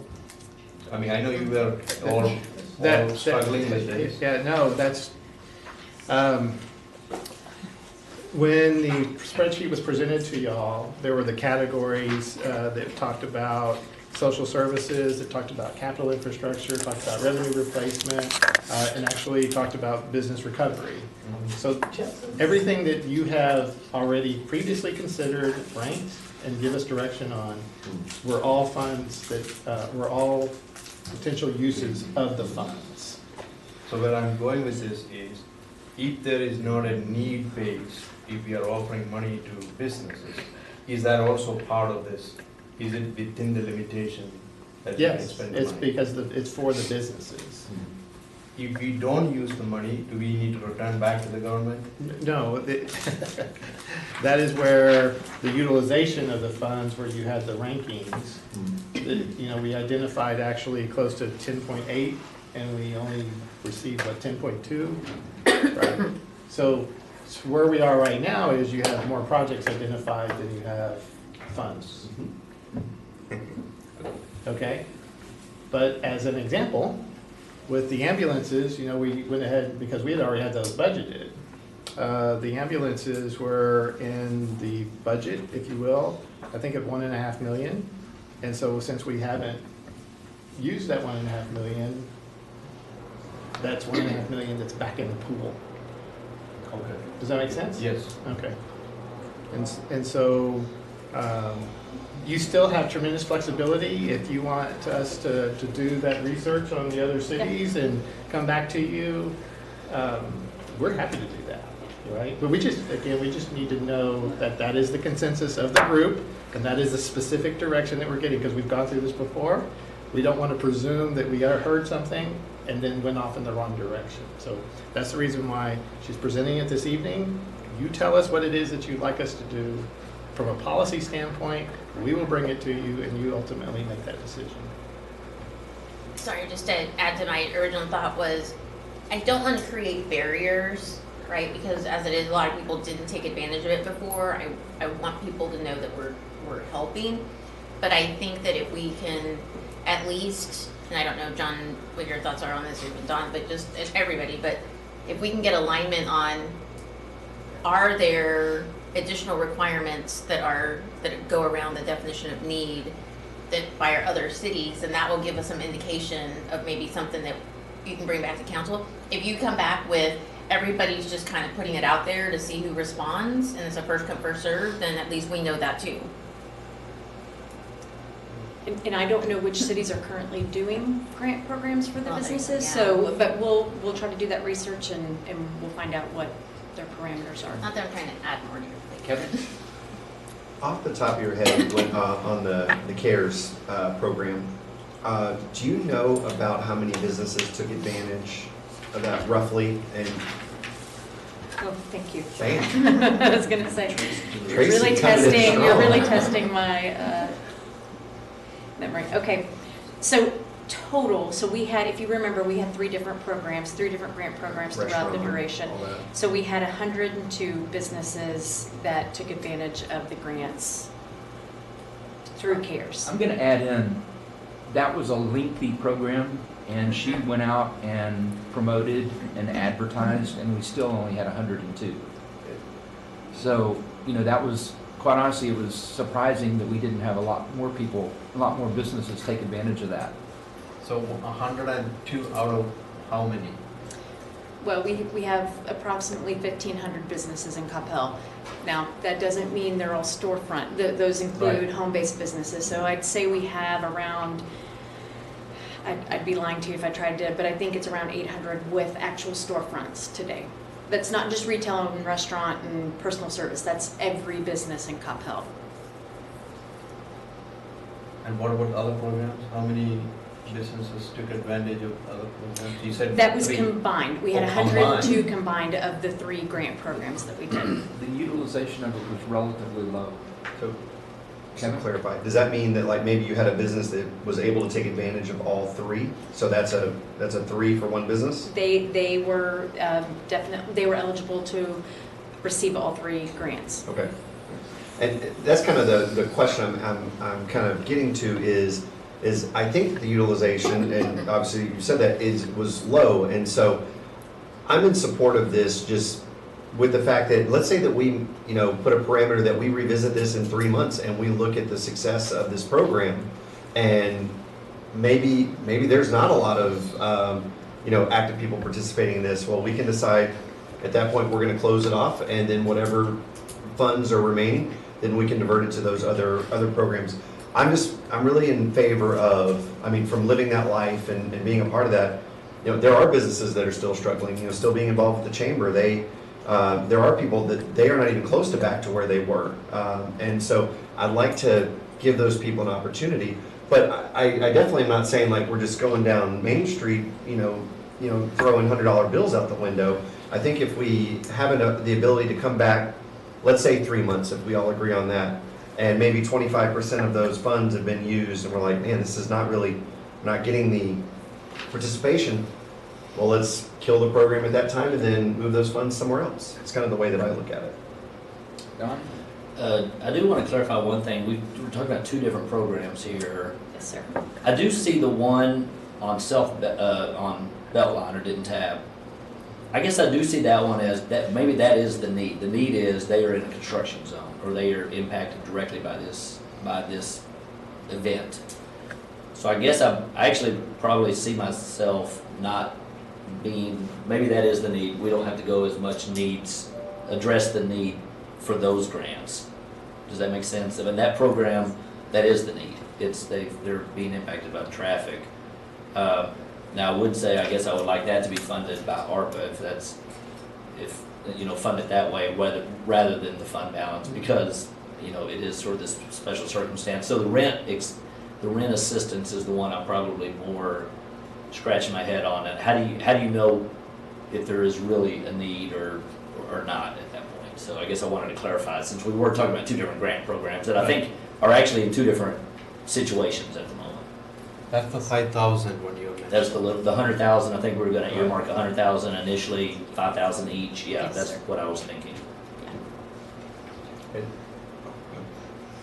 And I would be okay maybe even using that as like a tester program. Like, let's see if you get nibbles on that, and if there is a greater need, maybe we look at that.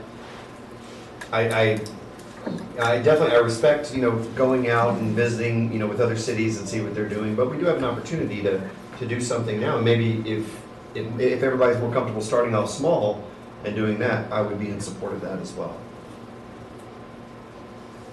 So John, are you in favor of doing this 5,000 because businesses are affected by the construction? No, even that's the same, right? I mean, I understand we're trying to help the businesses. And again, I said I'm for helping the businesses that are in need, not just give it away because we have the money. And if that's the situation that we're in, maybe we need to go ahead and look back and see what other options of uses that we have and see if there is a priority rather than just giving it just because we have the money. That's what this seems like. Again, the money, by all means, help those that are in need. I'm all for that. Okay, so I was going to ask a general question anyway. If we went on need-based, how would you qualify that? Yeah, that's what I'm Yeah, struggling. and I'm not saying, so So some of the businesses might be doing fine. They might be maybe low on staff, but they might be excelling, it's because of the business, people that want to go back and maybe dine, whatever it is. I've seen a number of restaurants that are doing much better than before COVID or during COVID, which is fine. They're doing better. But if you throw it out there and say, hey, apply, you're gonna get this money, you're just basically saying, we're gonna give it away because we have the fund. Brianna? So while he can speak, and you can speak on small businesses, I can speak from restaurants. And the fact is, while, well, and I say that because they may seem like they're doing well, and again, I just think it's very subjective, and I'll go either way. I'm supporting for the business, I'll support the businesses in any way, but cost of food has gone up, right? Supply, demand, it's not just people, it's not just labor. I mean, it's just in so many different areas that we don't even see in their back of house place, where we can't even quantify that because the supply and demand situation, right? I get it. Yeah. I'm not saying. No, I know. And I'm not saying I have the solution as to how to do it, but I'm just Right. saying that I'm not against helping those businesses that are in need. But to say we're gonna just go, just buy blindly, we have this money, we're gonna give, you're gonna get it just because you apply, just doesn't seem like we're making the best use out of the money, to me. But how do you quantify? Yeah. Again, I'm not saying I have Yeah. the answer, but just. Just real quick, I'm gonna play devil's advocate on that one just a little bit. If she sent out a survey that said, have you been impacted? There she is. And the person said yes, would that be enough? How? Okay, how? And a one sentence answer, would that be enough? No, I don't know. I don't know what's that. Well, What is that? And I'm gonna play devil's advocate with my own self, because I've gone from, right, it would be good to know what else is happening out there, but at the same time, right, like I also come from the standpoint of I wanna make sure that we're investing in our businesses as well, in some way, shape, or form. We're not handing them $100,000 each, right? We're handing them $5. And again, I know it's money, and I realize that, but, right, how I've been impacted, how someone else has been impacted, or how you've been impacted in a small business will vary in degree. And I think that's where, I just wanna be concerned, I just wanna be cautious with where and what we do, and if we put ourselves in a situation where we say yes to one but no to the other. That's where I wanted. Bishu? Yeah, so the $5,000, we have two programs here we are discussing. The $5,000 program is for businesses impacted by the construction. And the $10,000 one is the mortgage assistance program, rent assistance. And if we only had 102 people took advantage of previous ones, why don't we expand that program to the entire city with the businesses in Coppell? Why are we limiting? The rent is for. 10 is for the entire city. Yes. Okay, is it? Okay. Yes, sir. Yeah, the other one's just for It the was the smaller one was construction. for that construction zone, yes. Well, Thank you. 10, they must have a physical storefront, so what does that mean? That means you can't be a home-based business and receive $10,000. You have to be paying for a storefront. rent Right. mortgage. Just want to clarify. Would that also because I think about like a salon, suite renters, like they're not eligible because they don't have that storefront, they're just renting inside a rent, or would they be eligible? They do have a They have storefront. a storefront. Yeah. Okay. They're just in a stall, I guess. Yeah. Okay, thank you for that clarification. Well, I think that, we know the businesses, Kevin and I know the businesses fairly well that are part of the Chamber of Commerce, for example. And you're talking about probably, 400 businesses in that general range that's there.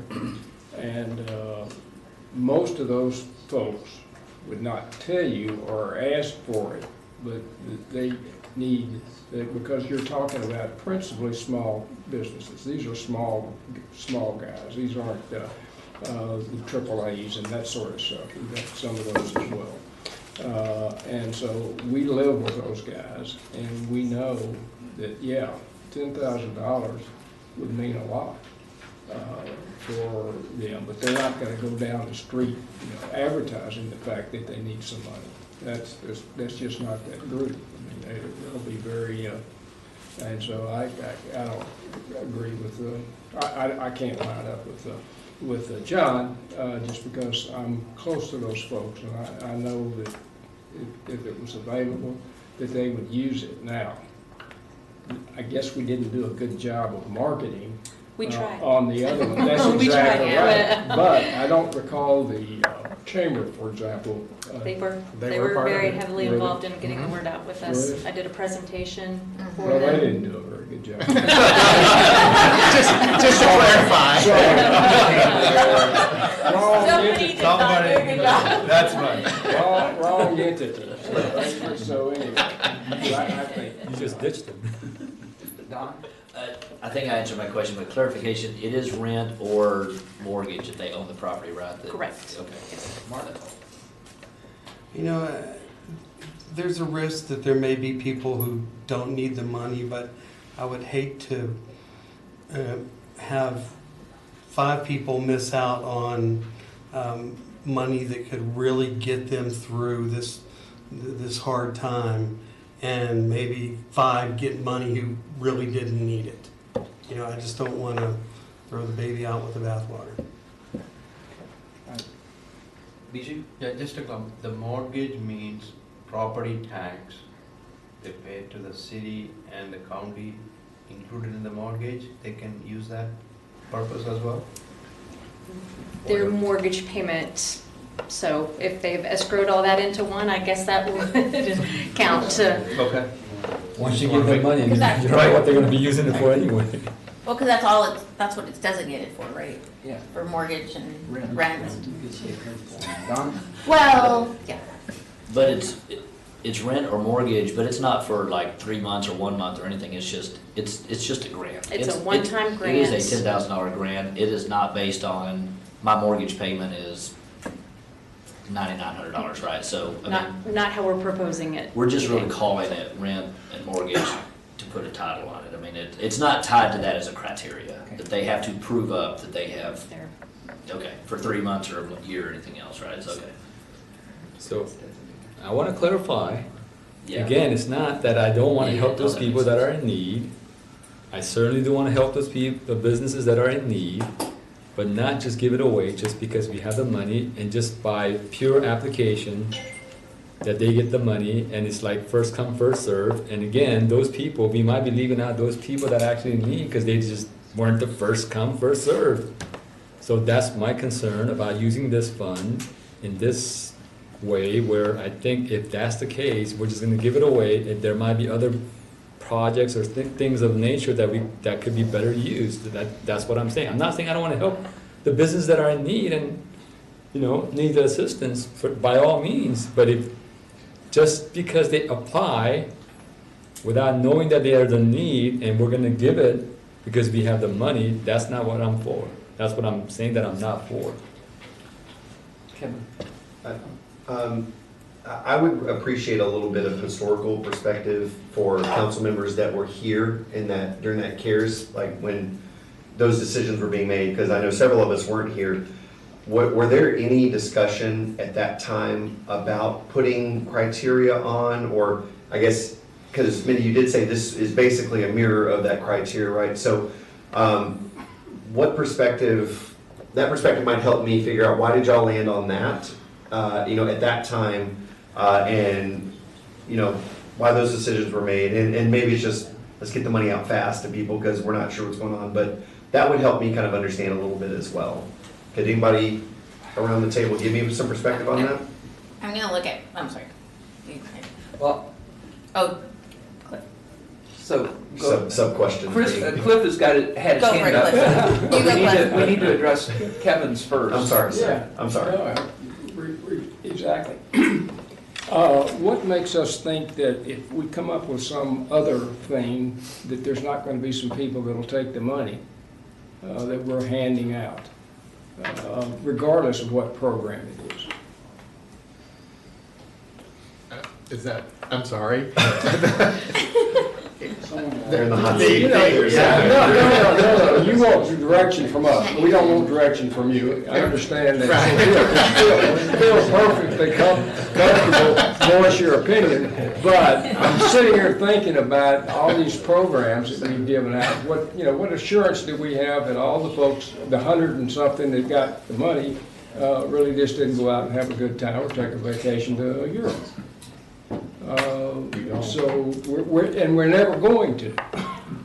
I mean, that's just human nature, and so I just don't get it. Brianna? So to answer your question. Thank you. We did not, and I'm gonna look to Mindy, because you'll keep me honest here.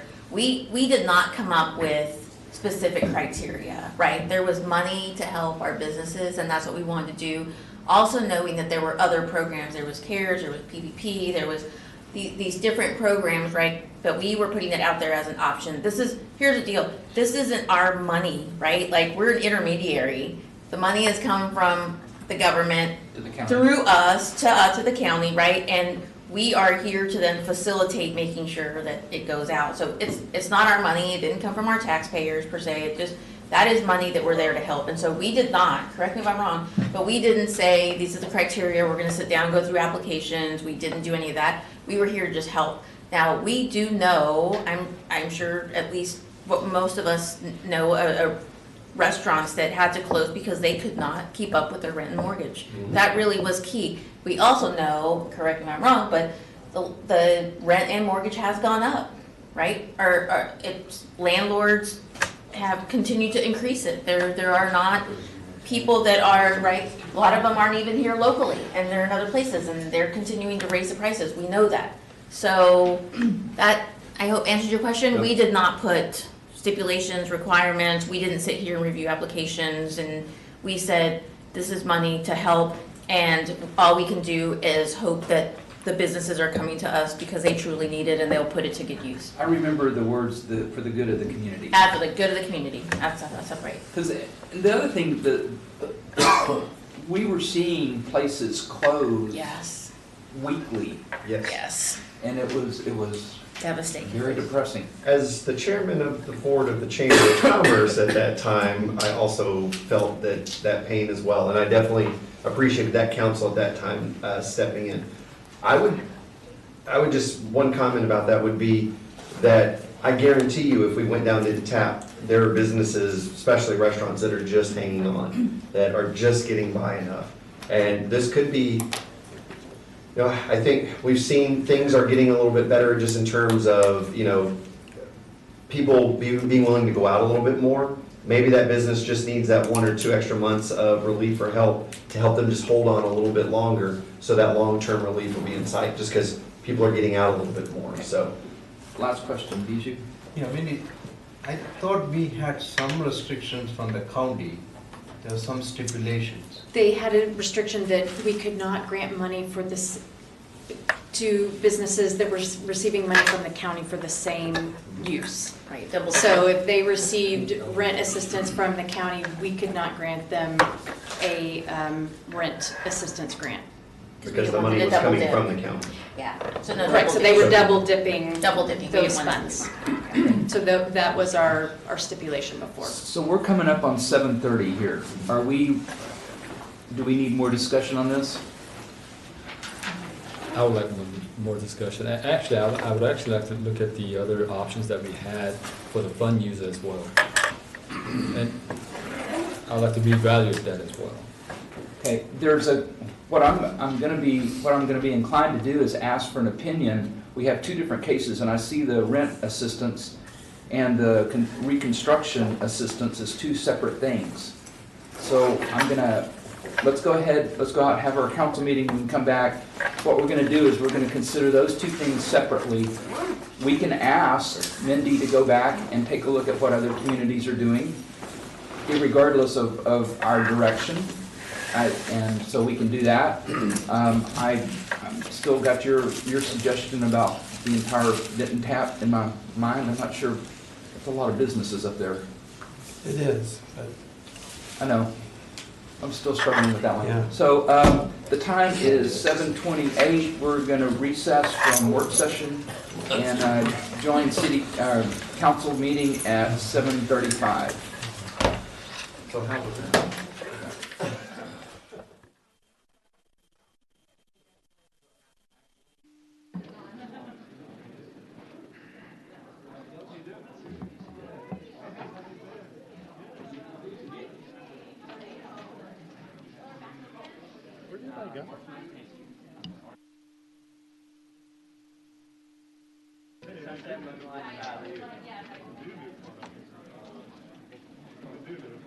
Ladies and gentlemen, if we could congregate up on the dais.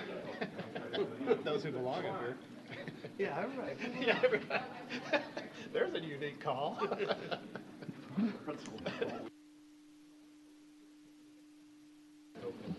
Did we just get in trouble? No.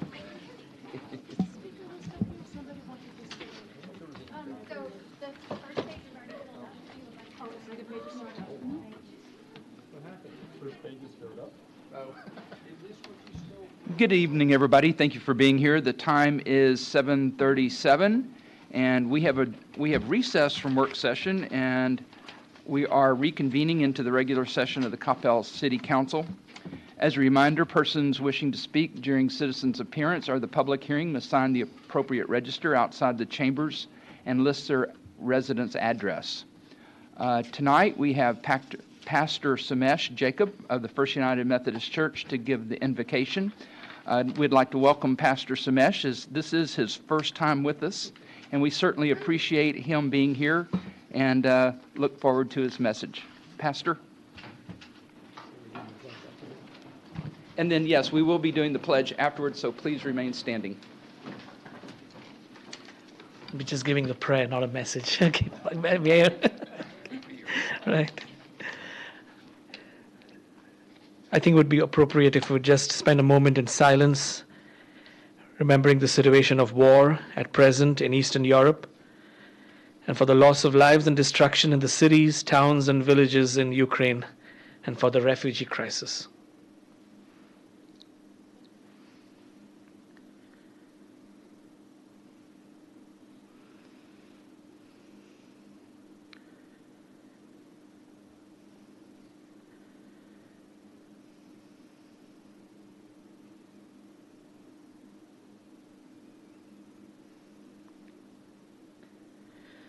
O God, you made us in your own image, and by your Spirit you work to redeem us through Jesus, your Son. Look with compassion on the whole human family. Take away the arrogance and hatred which infect our hearts. Break down the walls that separate us. Unite us in bonds of love. And work through our struggle and confusion to accomplish your purposes on earth, that in your good time all nations and races may serve you in harmony around your heavenly throne. So guide the nations of the world into the way of justice and truth, and establish among them that peace which is the fruit of righteousness. You are the source of all wisdom and understanding, and so be present with these who take counsel here in our city's council meeting to continue doing the work of our community. Bless them that they may consult together for the common good. Direct their thoughts and words, concerns and deliberations, that all their decisions may be pleasing to you and be for the welfare of all in the city of Coppell. And bless the city, we pray, through Jesus Christ our Lord. Amen. Please join me in the Pledge of Allegiance. I pledge allegiance to the flag of the United States of America and to the republic for which it stands, one nation, under God, indivisible, with liberty and justice for all. Thank you. Please be seated.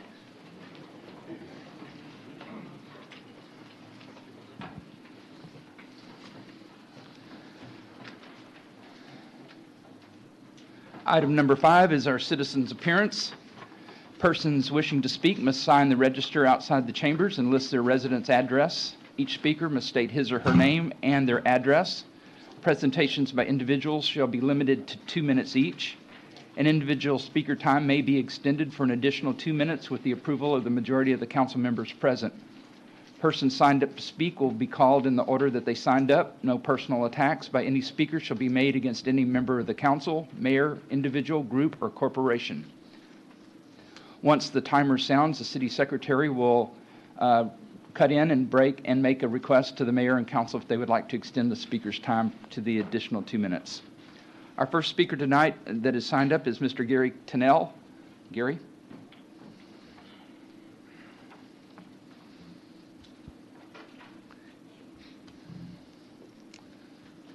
Thank you, Mayor and Council.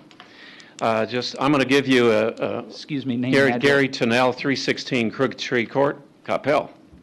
And I'm going to ask for 2 minutes to give an unbiased survey result, and then after this, I'm going to ask for 1 additional minute to give you my personal opinions. I've been a resident of Coppell for 26 years and been the Crdc president during the design of the core and the 2012 Kid Country Planning and Build Committee. I formulated the Residential Council of HOA Officers 4 years ago to share best practices between all the HOAs. I've addressed the City Council several times over many years, and I personally know several of you, and it's a real pleasure to know you. Let me say that. I conducted an unofficial and impartial survey to see how HOA people felt about short-term rentals, STRs, and asking them yes or no questions. I will share the results with you now and give them to your secretary after my presentation. I have a hard copy available of emails and text messages and things like that, should you like to see those also. 1 week ago, I sent out 331 emails to Coppell HOA residents, many of them officers. I received 54 replies back, 16% response rate, which is pretty good for a survey, I guess. Question number 1 of 5, 96% indicated yes, they had an opinion on STRs. Question number 2, 48 replies. 51, which is about 51%, about even, indicated that they would prefer to have banned short-term rentals, prefer. Question number 3, 66% indicated the new short-term rental proposal presented last month is about right. It has enough teeth to make them happy. Question number 4, 44 replies, 68%, indicated they would like to see even stronger restrictions from the HOAs in their neighborhood. Question 5, 41 replies, 85% indicated they would not have an STR in their home. 35 people said no, 6 people said yes. I have this available to you. Thank you, and I ask for 1 additional minute on my personal takes. Go right ahead. Thank you very much. It'll take 47 seconds. Okay. I love the city of Coppell and the people in it. I would not live anywhere else except in this point of my life. I believe in free speech, personal property rights. I also believe in responsibility of homeowners regarding their community. I agree with the current STR proposal and its additional rules and financial consequences for violations. Actually, I would like to see the penalties a little bit higher. These are business deals. Violations need to have financial consequences and need to be a little bit more painful. I don't want them to think this is just a cost of doing business. If I violate it, I'll just pay for it. No big deal. It's a business, and it has to hurt if they violate the rules. For me personally, I would feel tough regulations need to be at the HOA, need to be at the HOA levels. I plan to make a motion with my personal HOA, of which I am the president, to allow no STRs in our neighborhood. Significant buy-in by all the residents required to change the bylaws. Thank you, Mayor and Council. Thank you, Mr. Tennell. Our second speaker is Mr. Thomas Burrows.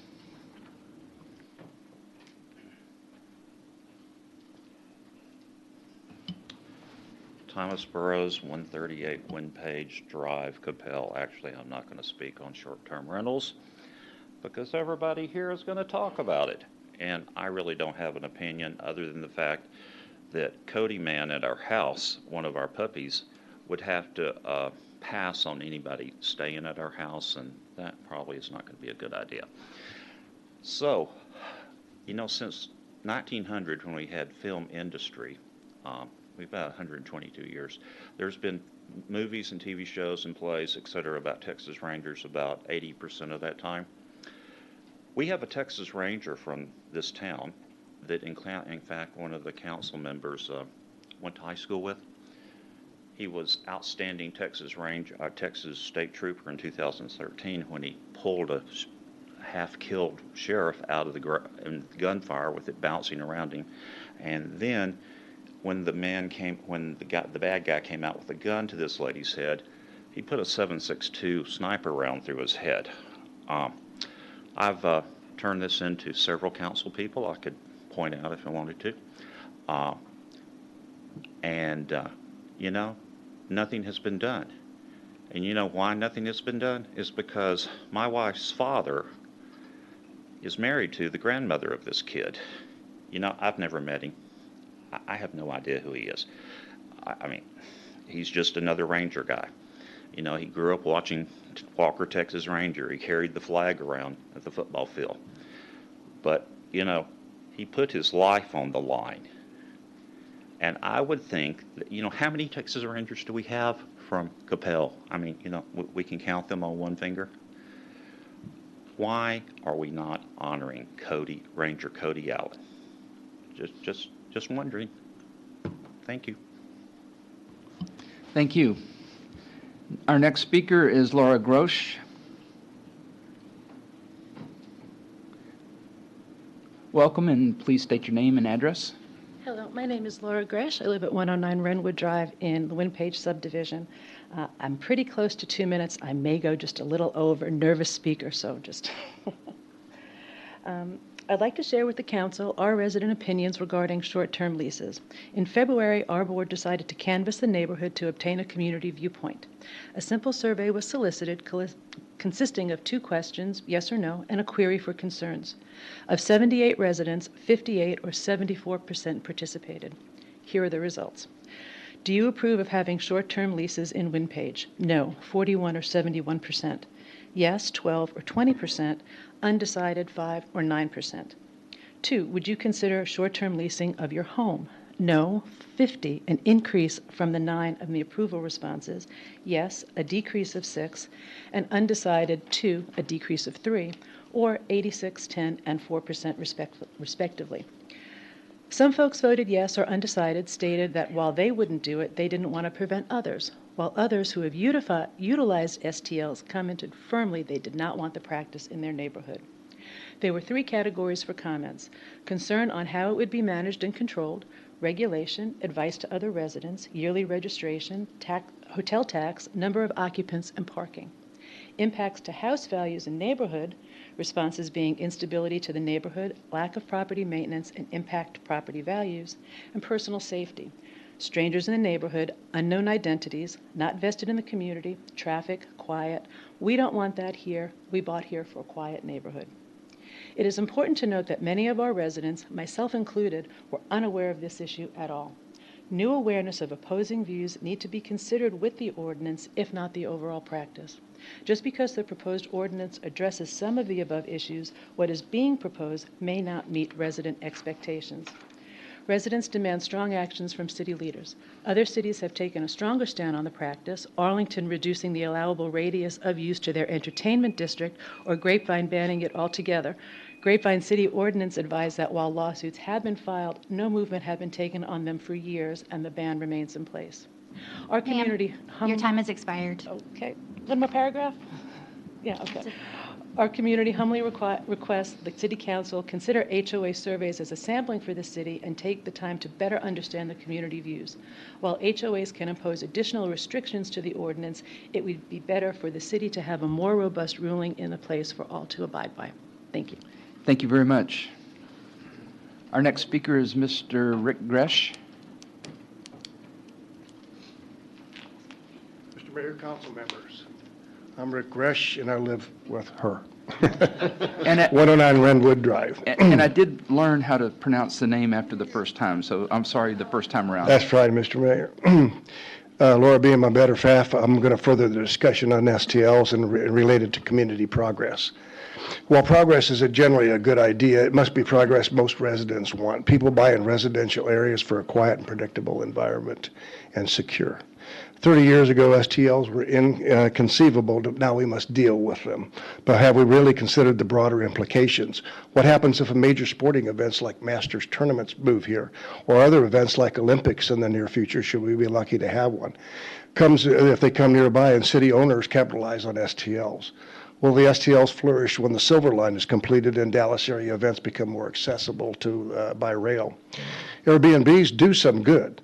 The Quiet Side project accommodates persons in the event of an emergency or a disaster, sheltering those who have been impacted by disasters like Afghanistan and Ukraine. You probably heard some of that on the TV. Those impacted by disasters get money transferred to them. But this quiet side also has a darker one. Airbnb CEO Brian Chesky also promotes free housing to anyone not legally allowed in the United States. And I'll provide the council with any of the data to go and so you can look it up and validate that. Business Week reports a secretive safety team that is activated when a situation occurs. In a nutshell, what they do is they make issues go away with cash settlements, large ones in some cases, to guests and hosts that have been injured, robbed, or had damage done to their property. But what about the neighbors? It's all done in secret. Our revised ordinance is a good start, but more must be done to educate our systems, as Laura stated. Opposing views have only been recently surfaced. The city and HOAs must do a better job. Then the city can then react for the will of the majority, but this takes time. Therefore, Mr. Mayor and council members, I propose the issue be put on the ballot in November, as was done in our neighboring communities. I've got one more paragraph, but that's up to you. Yes, sir. Go ahead. Thank you, sir. Then if the majority approves, I respectfully ask the council to appoint a citizens group to assist in the crafting of the new ordinance. Not that the one that's in drafting right now isn't good. I've read it, and it's got some good points. But that will get the whole community in maybe a wider base, and the more input, the more accurate we can be, and maybe provide for the citizenship input. And this will address the STLs for both the near and the long term, to continue to keep our city safe and secure. Thank you, sirs. Thank you, sir. Appreciate everyone coming out and speaking, especially since this is the time to be speaking on topics that are coming before the council in the future. So thank you very much. Item number 6 is the consent agenda. Consent agenda items are typically routine in nature that have either been previously approved by council action or the budget process. These are normally approved in a single motion. Any single item may be pulled from the agenda by council member request and voted on separately. Council, it's at your discretion, please. Councilmember John. Thank you, Mayor. If I could, I'd like to go ahead and pull agenda item B for a couple of questions before we actually vote on the rest of them. Was that B as in boy? B as in boy. Would you prefer to ask your questions now, or? If you allow me, I would. Absolutely, go ahead. So,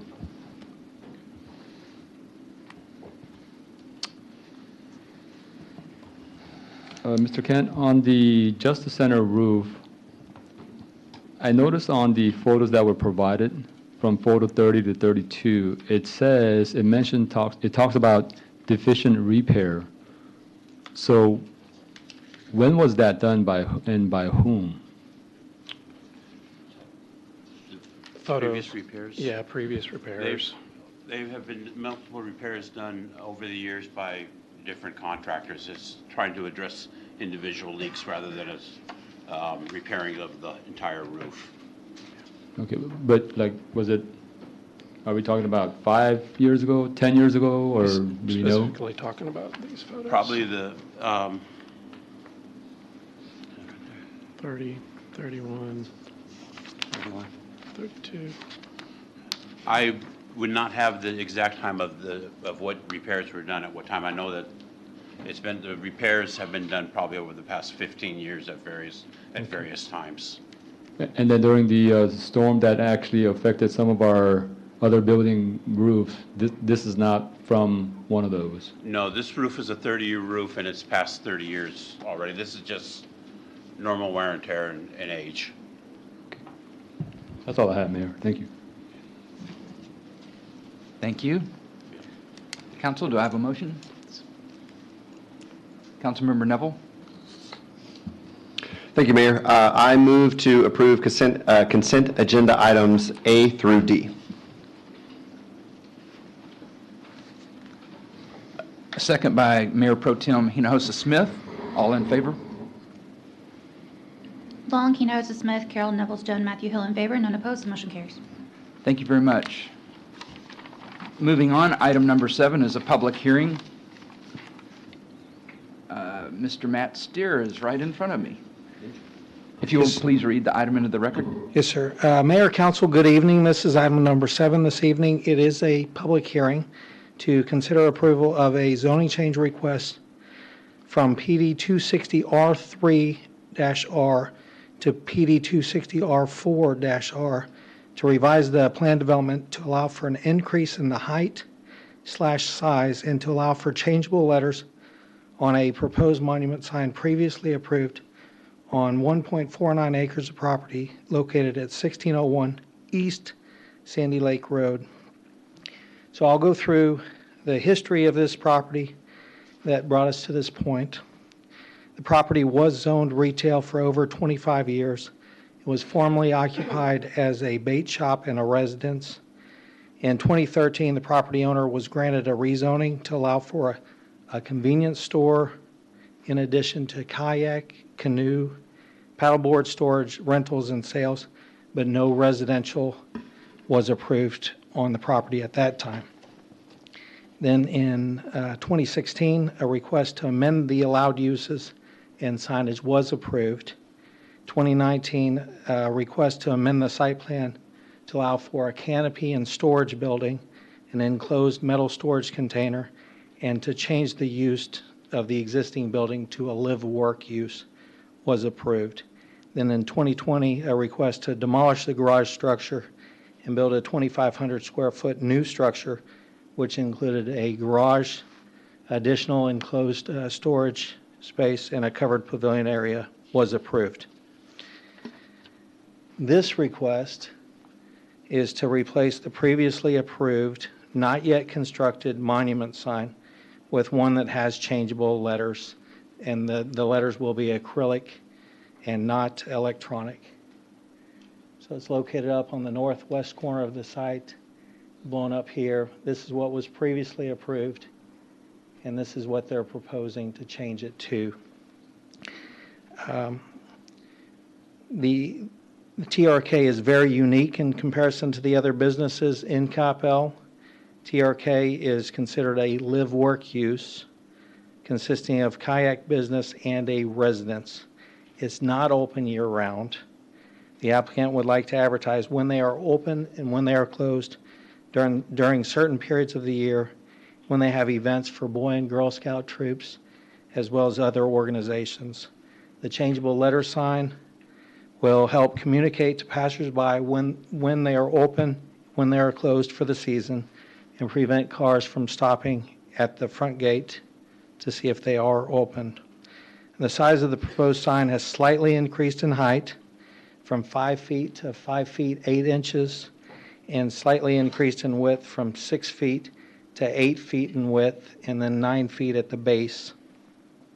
And because it's proposed to be located in a depressed area elevation-wise, staff can support the increase in height to allow for better visibility.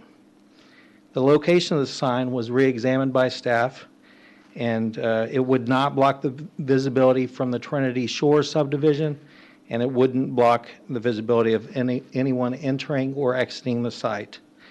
The proposed design would have this tenant name at the top, with and then below that have non-electronic acrylic changeable letters, and the sign would be externally illuminated.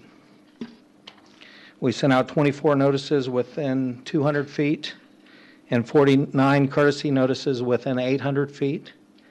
We did not get any written responses in favor or opposition, although we did have 2 residents directly adjacent to the proposal speak at the Planning and Zoning Commission meeting. One spoke in favor of the request and one in opposition. The resident that was opposed had concerns related to allowing just one person the ability to deviate from the code, and believes that the standards in place should be followed by all residents and all businesses. The one who spoke in opposition, or the one who spoke in favor, indicated that as long as it didn't interfere with the visibility or the utilities, he was in support of the request, because this would provide opened or closed information, would help unnecessary people from stopping and turning in when they are closed. The one dissenting, so the Planning and Zoning Commission recommended approval of the plan development amendment 6-1 with no outstanding conditions. The one dissenting vote related to the fact that this is for an individual business owner rather than a church or school, and the fact that the city is unable to regulate the content or messaging. And that concludes my presentation. The applicant's representative is in the audience, and this is a public hearing. Thank you. Thank you very much. Do you have any questions for Mr. Steer? Councilmember John. Thank you, Mayor. Mr. Steer, do you know how many other similar signs are placed throughout the city for business owners? We did look around the city, and I can't give you an exact number, but I have this slide here that does show similar businesses and similar signs. And there was one that's on South Denton Tap. That's the Coppell Family Eye Care sign here. That was approved in 1993. Okay. Councilmember Hill. Thank you. Thank you. Could I ask Mr. Hager a question? With the discussion we had previously regarding signage and free speech, since this is a business sign, can you make the restriction that it's only business-related information that could go on there? No. No. Okay. Thank you. Councilmember Neville. Question for you, sir. In doing research with other, looking at the other signs, I know a majority of them are schools that are here. Do you know of any instances where we've had complaints about the content of signs or anything like that? Not in the 18 years I've been here. We haven't had any complaints. Okay. Thank you very much.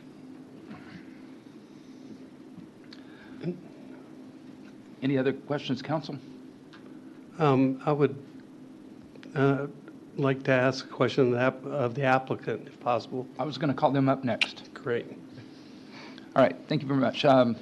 Does Mr. Duncan or Mr. Varnell have anything to say? Mayor and Council, Aaron Duncan with Mesa Design Group, 2001 North Lamar Street, Dallas, Texas, 75202. It's good seeing y'all up there. It's Matt did a great job presenting this. I want to just highlight some of the feedback we got at P&Z. Some of the feedback was other example signs. There's actually another one. There's the dentist's office or optometrist, I can't recall which. There's also there's a garden center a couple feet away from that dentist that has a monument sign with changeable letters. So I think the whole feedback, the point of this is Jeff gets a lot of people driving by. With it being seasonal, right now it's not open. I think tonight 3 people have asked him if he's open yet. This is the opportunity to limit people coming in. Parking, if you've ever been there, there's a gate in the front. So there's not a good turning movement if it is closed or shut down. With the floods that they had, he was shut down for about 2 years. So it's just an opportunity to, one, advertise when they are open with the seasonal opportunities. But if you do recall, the pavilion has tremendous demand for renting like Boy Scout events and so forth. So that's also an opportunity to, when people people come from all over Dallas, Texas, the nation, even internationally. But when people are driving up and down the street, they see what community events are going on. Might be a fundraiser for the Boy Scouts or Girl Scouts. So that's really the 2 primary reasons for this, is to advertise the opportunity. So that was some of the feedback. As other examples, there are schools, but we know of at least 2 other private entities that have had this for a long time. At the end of the day, it's a business. There's no gain if the messaging is not positive. I think Commissioner Blankenship asked about what happens when somebody goes out there and fumbles with the letters and kids being kids. But the whole point is this being a live work. Jeff lives out there, so he has eyes on it more than the optometrist or the garden center. So the chance for more eyes on it is optimal. He also has cameras out there too. So I think just naturally being live work, it's going to deter that you're going to have a message up there that is going to be up there for a week or 2 weeks, right? So if any kids, do that, it would be noticeable quickly. So I think that was one of the feedbacks Commissioner Blankenship asked. The other feedback, I think one of the residents talked about the size of the sign. What we're looking at is the original sign was 30 square feet. We're 2 square feet larger. We just put it on a 1.5-foot base. If you've been by there, there's a large landscape buffer. The HOA, it's kind of down in a swale. So the idea was try to build it up so that it's visible from the street. I think one of the commissioners had questions about utilities out there. There's no utilities we have on the survey. Obviously, when we do the construction, we'll call the 411 and all that, make sure there's no conflicts with utilities out there as well. But at the end of the day, the messaging is, there isn't a way to regulate it, other than a statement that it's business related. That's not binding. There's nothing we can do. But I think precedent shows it's been successful with 2 other companies in town, and that would continue to be the case here as well. So happy to answer any questions y'all have or clarifications. Okay, thank you. Council, do you have questions? Councilmember Hill. Mr. Duncan, during the regular season when it's open, are there rain events or high water conditions which would cause the business to be closed for that weekend? Yeah, really, the rain events relate to the release of the water in the upper lakes, right? So usually it's not just going to be for a day or two. It's usually going to be when there's major rain events that would be closed for maybe a week or a month or 2 years in the case of the floods we had. But it does vary significantly because it's really the control of the lakes upstream. And so, a weekend rain event probably wouldn't close it. It'd be something more longer lasting than that, and it's usually closed for weeks or months or what have you. So he could put up a temporary notice that they're closed during the regular season. Yes, yeah, I think that would be the idea. It is a seasonal. They are opening pending no rain a week from this upcoming weekend. So that would be the opportunity with the seasonal that they can start advertising that. But also the events is also the other strong demand that they have for it, for the Boy Scouts and et cetera. Thank you. Councilmember Hill, Mr. Hager has an amendment to his answer. Yeah, with regard, if you're asking, if they were to advertise a business not on the premise, then it becomes a billboard. So that's a different sign. So he's going to advertise his business, but he could put up any message about his business that he wanted to. Or he could advertise political item if he wanted to. That's a different kettle of fish.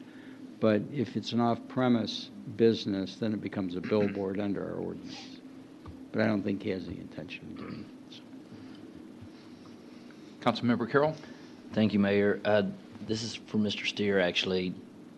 This type of monument sign that has the changeable letters and everything, clarification or remind me, are those not allowed in the city by ordinance anywhere? Or all the examples we have, are those all individually approved or what's the stance on that? So the ordinance allows for governmental organizations to have them. Okay, like the schools? And religious organizations to have them. Okay. And what we were coming back with is an amendment to the ordinance, and you'll see that in the next couple of months, allowing schools to have them because they're not technically written in the ordinance. Okay, but otherwise any schools, deviation. Governmental and religious institutions. Okay, so like for the optometrists, that was in 1993. I'm not Okay. sure the ordinance that was in place at that time. Okay, understand. Okay, thanks.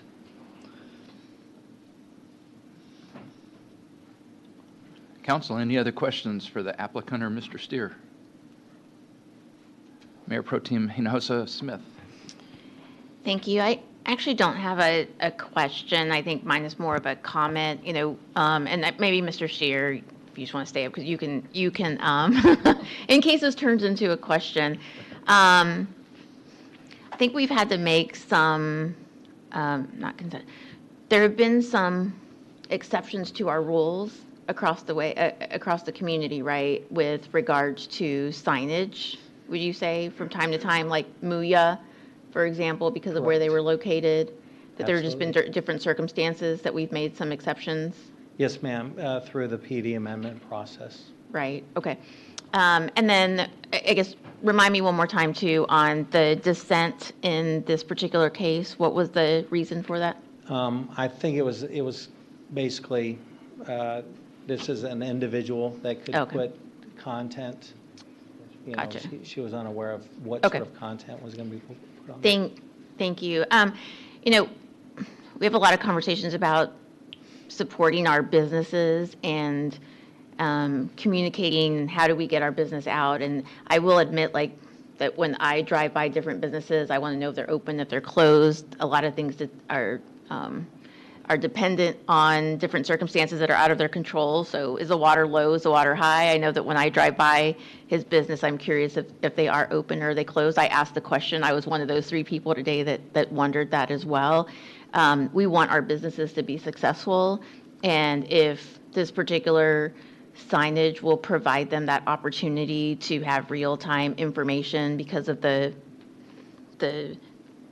location, right? Because people are driving by, and people aren't then having to necessarily get online and find it on Facebook or some other social media, then, you know, I think that type of use in this particular case, it may not fit every situation, but in this particular case, I think would make sense. So I do appreciate the opportunity to do something different, yet within our parameters and, you know, making sure that it's still aesthetically pleasing and fits the other pieces of our community. So just wanted to make a comment. Thank you.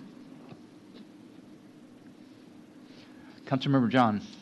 Thank you, Mayor. I just want to get one more clarification. You mentioned that there was one person that actually spoke against, and he talked about an exception that's being made here. Is that the exception where other signs have been placed, for example, at schools and churches, but this is a business? Is that the exception there that he was referring to? Right. Yeah, that's one of the exceptions, and the other exception was the size. But the size was almost similar as the already approved, except that now it's on a, I guess, like a pedestal. Now it's slightly 8 inches taller, and then it's got a wider base. And had the current proposal been submitted initially, would that have been a problem because of the height? I'm unaware whether or not it would have been a problem or not. They could have asked for it with the original PD amendment. And it would have been in the same location, right? Yes, sir. Okay. So if I'm hearing right, the exception that's pretty clear that they were talking about is partially the schools and churches having one, but changeable letters on the sign is what the exception is. okay. And again, we do have other that are currently in place and other business locations, right? Yes, sir. Okay. Thank you. Council, any other discussions or? Councilmember Long, did you have a question or comment? Mayor Pro Tem Hinojosa Smith. Well, thank you, Mayor. I move to close the public hearing and approve item 7 with no conditions. Have a second from Councilmember Long. All in favor? Long, Hinojosa Smith, Carol, Neville's Dunn, Matthew Hill in favor, none opposed, the motion carries. Thank you very much. All right, item number 8 is our city manager's report on project updates and future agendas. Mayor and Council, thank you for the opportunity to bring you an update on Plantation Drive. Basically, construction should be completed by the end of April. So for those folks that have been enduring that for quite some time, there is an end in sight. What is left to do is work on sidewalks and landscaping. Some slip form paving is also having to be done along with some hand pours, but the end is in sight. Royal, as far as the design of Royal, will be coming to the council on April 12th, so you'll have an opportunity to approve the design contract. On April 12th, there will also be an item on the agenda because the bid opening was this last week on a concrete panel replacement. As you know, that's part of the way that we are able to maintain our streets. The project came in as budgeted, about $1.8 million, and the replacements are going to be on Mockingbird, Falcon, and Dividend. The wagon wheel tank rehab, the contractor is finished with the interior this week, and they'll start preparing for the exterior next week. So that project continues to move forward. Roadway striping, again, in April, we'll be bringing to council a contract for striping.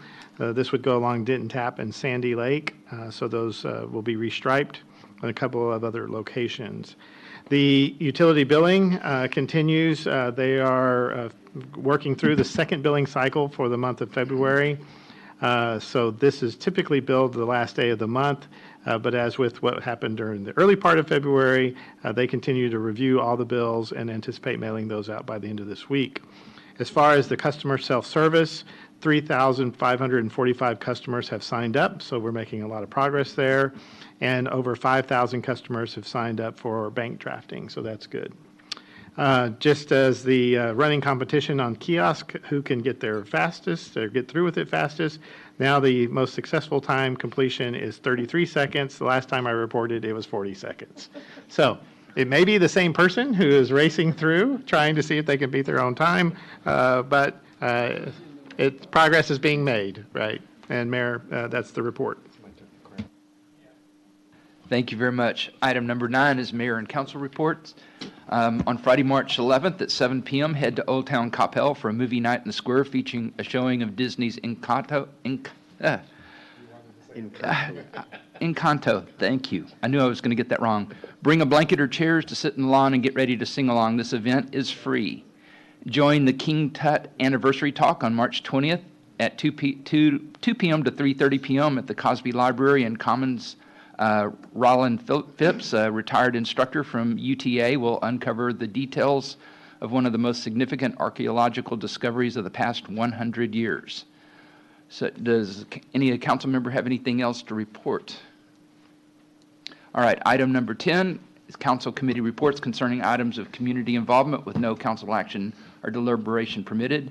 Item A, Mayor Pro Tem Brianna Hinojosa-Smith. Thank you, Mayor. Both items A and B are mine. So I'll speak to A on the North Central Texas Council of Governments because there was a meeting in February and a lot of exciting topics that were discussed.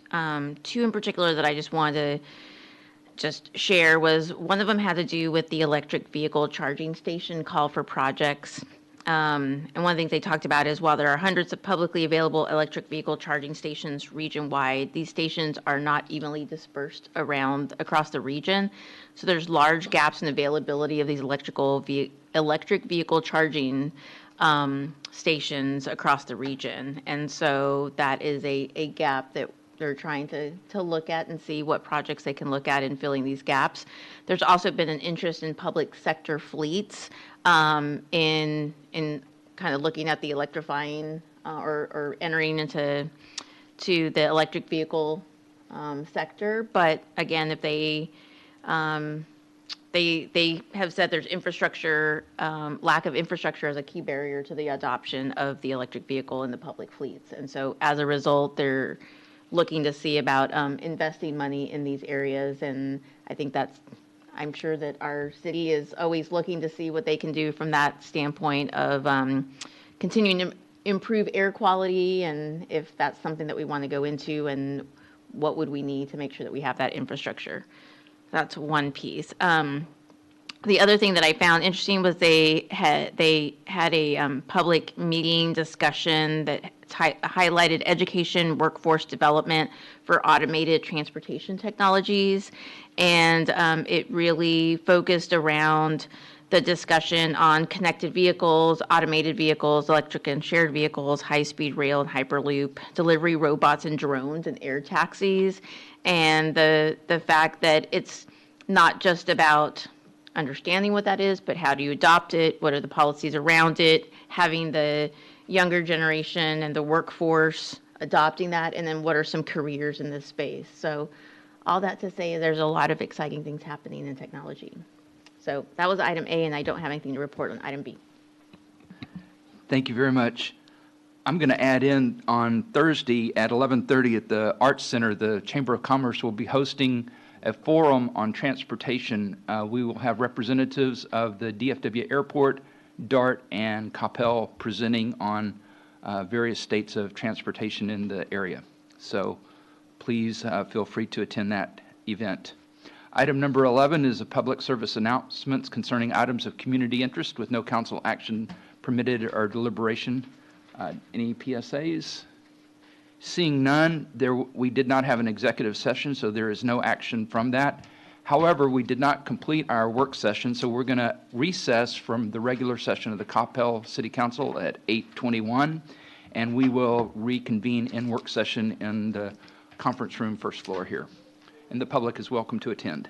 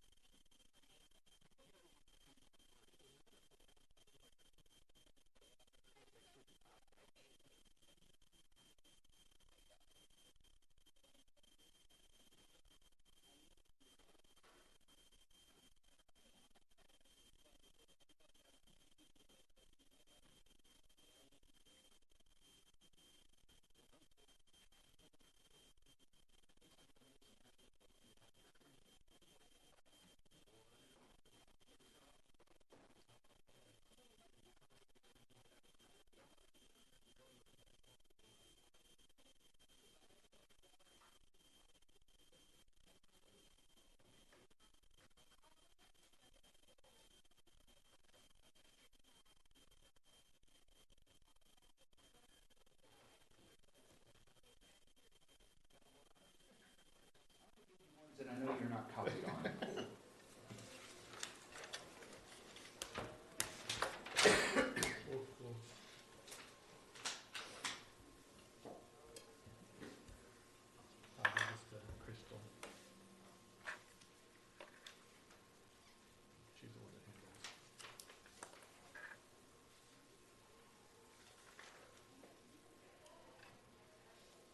That was the reason why we have expand. It's because DCTA couldn't get outside of their.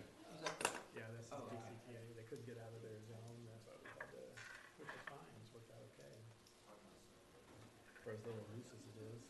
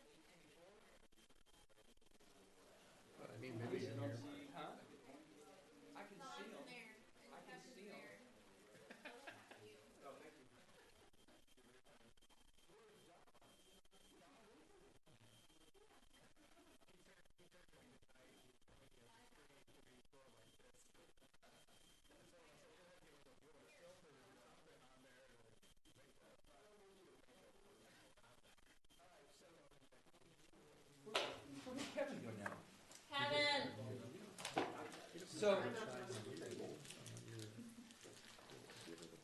we need, staff needs a decision on which direction to head. So how's our, do you guys want to continue having an open discussion? Do we want to focus down on the rent mortgage assistance. We want to take a decision on the Beltline aid package. I have one more question.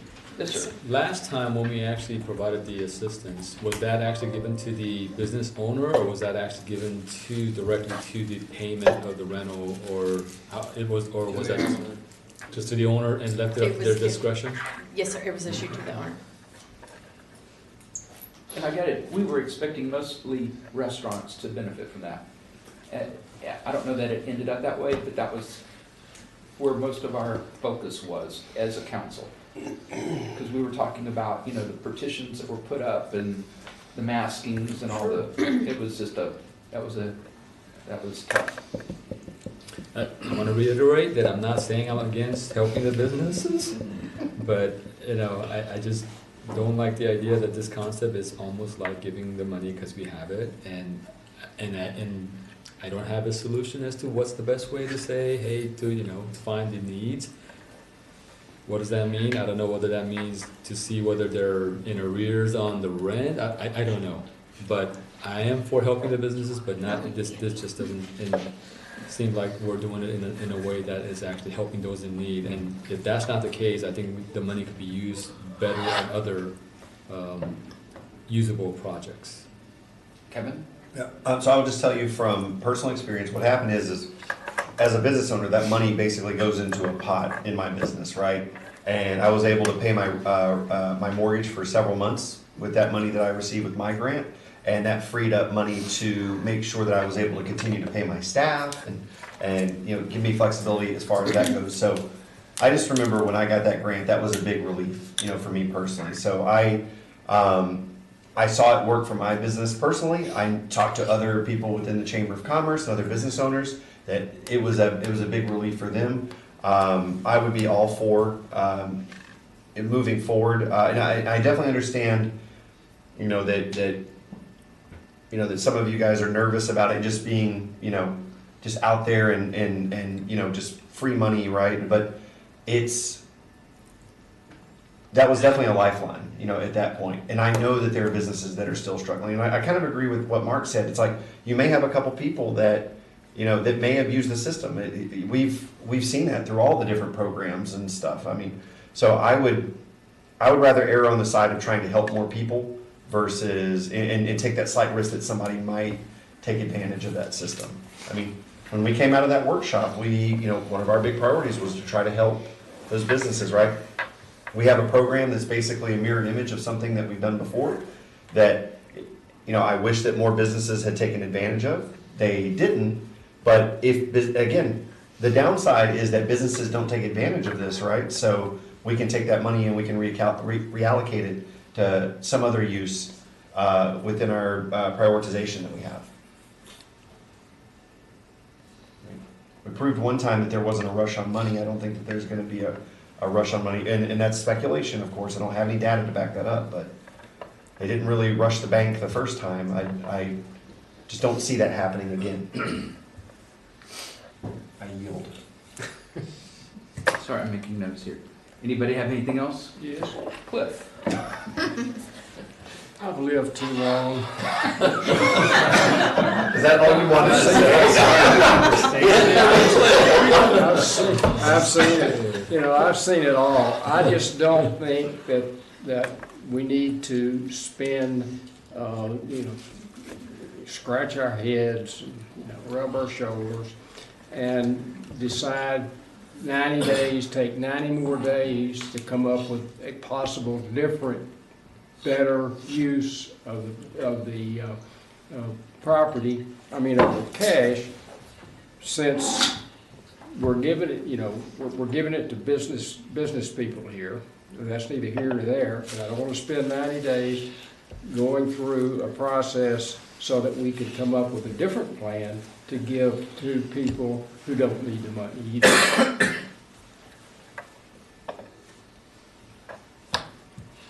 All right, Don. The first grant program, how much did we end up giving out on the rental assistance? You mean per individual business? Well, was it $10,000 on For individual? We ended up giving $15,000 to Okay. each business. And in the aggregate? Total of all three programs was approximately $1.1 million. That was all Give or three take. programs. And that was back in 2020? Is that when all that happened? Or 2021 even? Yes, I have my memory. Yes, It it was. started in the summer of 2020, and Okay. it rolled on into 21. So, I guess here's my thoughts as I've talked about it. So I start from this place, so philosophically, I probably have some issue with John, I have some issue with just conceptually, the idea. Based on the source of the funds, they came from the federal government, they're not City of Coppell originated funds. It was for the purpose of helping the communities, whether that's the business community or the city or whatever. The belt line, I think the belt line, I'm in favor of the belt line because that's immediate need, immediate impact from something that's happening now. On the rent assistance, what are we talking about, 65 businesses? If the whole fund would be 10,000 each, am I roughly doing the math right? 65 businesses that potentially we would help. I am in favor of government not picking winners and losers. So I will throw that out there philosophically too, that when we talk about deciding who gets money and who doesn't, I probably philosophically have an issue with that. So I say all that, I've probably talked myself into, I can be supportive of these programs based on the source of funds and some of those other things I talked about. So there's my ramblings. Did you get it all? Can you repeat yourself? All right. So what I'm going to ask you to do, and this is concerning the rental/mortgage program only. The first one, the 10,000. For 10,000. So we've got two proposals on the table. One is as presented by Mindy, which is an open use. I'm going to ask for a raise of hands on that one. If that one shows a majority, 4 or more people, then she will have direction to bring that back to us for a formal vote. This is not approving it tonight. This is just getting her the direction to go move forward. The other option will be presented will be a qualified use to qualify the applicants. That will not be for her to bring the program back, but to bring back a survey on what other communities are, which would hopefully give us direction on how to head that direction. So Kevin? Just one question I have. One thing that I brought up, and I don't know if there's support for this or not, but Mindy, what was the timeline of when you came back, asking, I'm going to paraphrase, but hey, we haven't given out, the funds, what do y'all want to do? Do y'all want to just chop it here? Do you want to give out more? What was that timeline of when you made that decision? If you can give me a I best should have guess. done a lot more research on what we did because I May don't. I? Yes, absolutely. As I recall, we approved that in the July timeframe. Okay. Give me a month or two. Okay. And she came back to us in October or November. Yes, it was. It was about 3 to 4 months. So one thing that I would propose then is that maybe we decide hey, in 3 months, we're going to look at. You will have that option at any time. Yeah. This is just because, but we may see no use at all.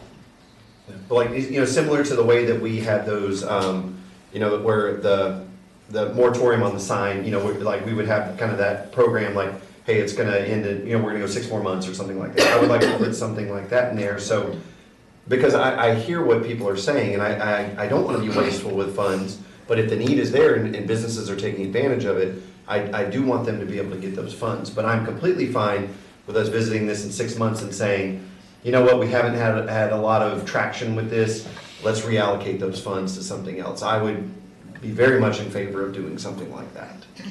Okay, so is everybody, we can address those at a later date. Just wanted to put that out there. So is everybody understanding what I'm going to ask? In terms of a yay or nay, a hand count. Okay, so everyone in favor of having Mindy come back with a rental mortgage program on an unqualified or open use basis? Please raise your hand. Okay, I see 5. All right, all those in favor of a qualified use, which would be coming back with a plan to, with best practices from neighboring cities or other suggestions. Oh, I should go to that one, because that's one I I'll let you see suggested that. before. But yeah. Okay. So sorry, you Can I had vote 4 for before. both? Yeah, that's what I had too. I heard you say you were okay for the open one. I was, but remember, that's what I asked for earlier. I said, hey, Mindy, can you go find out what other cities are doing? Remember, I went back, that was what I proposed. She's the one who proposed. I did propose that. I'm like, can you find out what we're doing? Because then when you come back with that, right, you could come back and say, nobody has any criteria. You could come back and say, this is some criteria, and then we can decide if that fits or not for us. But figured that was at least a check and balance of some sort. Even though I am for the open, I just thought from the standpoint of, I don't know, just crossing your T's and dotting your I's. Well, you can ask her to do that and implement the program open anyway. Okay. Do you want to revote? Okay, go ahead, tell me what my options are again. We can do this, guys. I don't know if we can. Okay, if you want it open, he wanted to vote for both too. I did, that's why I'm conflicted on this now. See? You know what? That's what happens when you hang out in the kitchen. Metrics, fill me with metrics. So, you can always approve. I'm of the opinion that doing something quicker is better for the businesses. Yeah. I would Sooner rather also than later. I would also be very open to having her at the same time go out and look at what other business or cities are doing. We could put the plan in place and have her go look at the same time. I'm sorry. Go ahead. I probably have, I'm not sure that, I'm thinking out loud, but I don't know, I don't know if you can put a program out there and then change the rules after the fact. I mean. Oh, yeah. Oh, yeah. I'm sure we can. I don't know, well, that goes back to. They changed the rules on the amount. Can I offer a restatement? We'll tell them it's I your don't know. fault. Mike's trying to help. Okay. I think I'm going to say what y'all are saying, and I hope it's going to provide the direction. We are going to prepare, so the first question has to do with the rent mortgage assistance program. Yes. We're going to prepare a resolution for y'all to consider moving forward with that. In the interim, between now and April the 12th, we are going to do the research on what the other cities are doing. We will come to you with that information and a resolution to approve the program.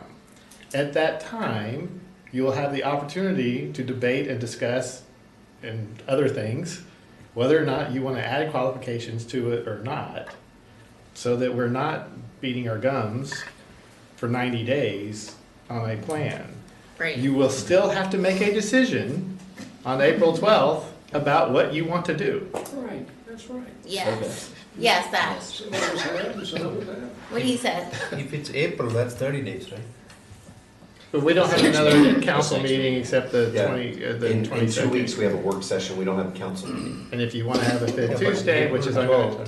Today is March 8th. April 12th will be 1 month. But they would need to prepare the resolution for us to enact. And the research. And then do the That's the research. quickest But anything's I gonna heard happen him at say all. 90 days. I don't know whether 90 days. No. Cliff made a reference when he was making his point, so. All right. So is everybody okay with coming back? We will come back with a resolution that has not been decided on yet. You will have a chance to officially vote, debate it, cajole it, whatever you want to do.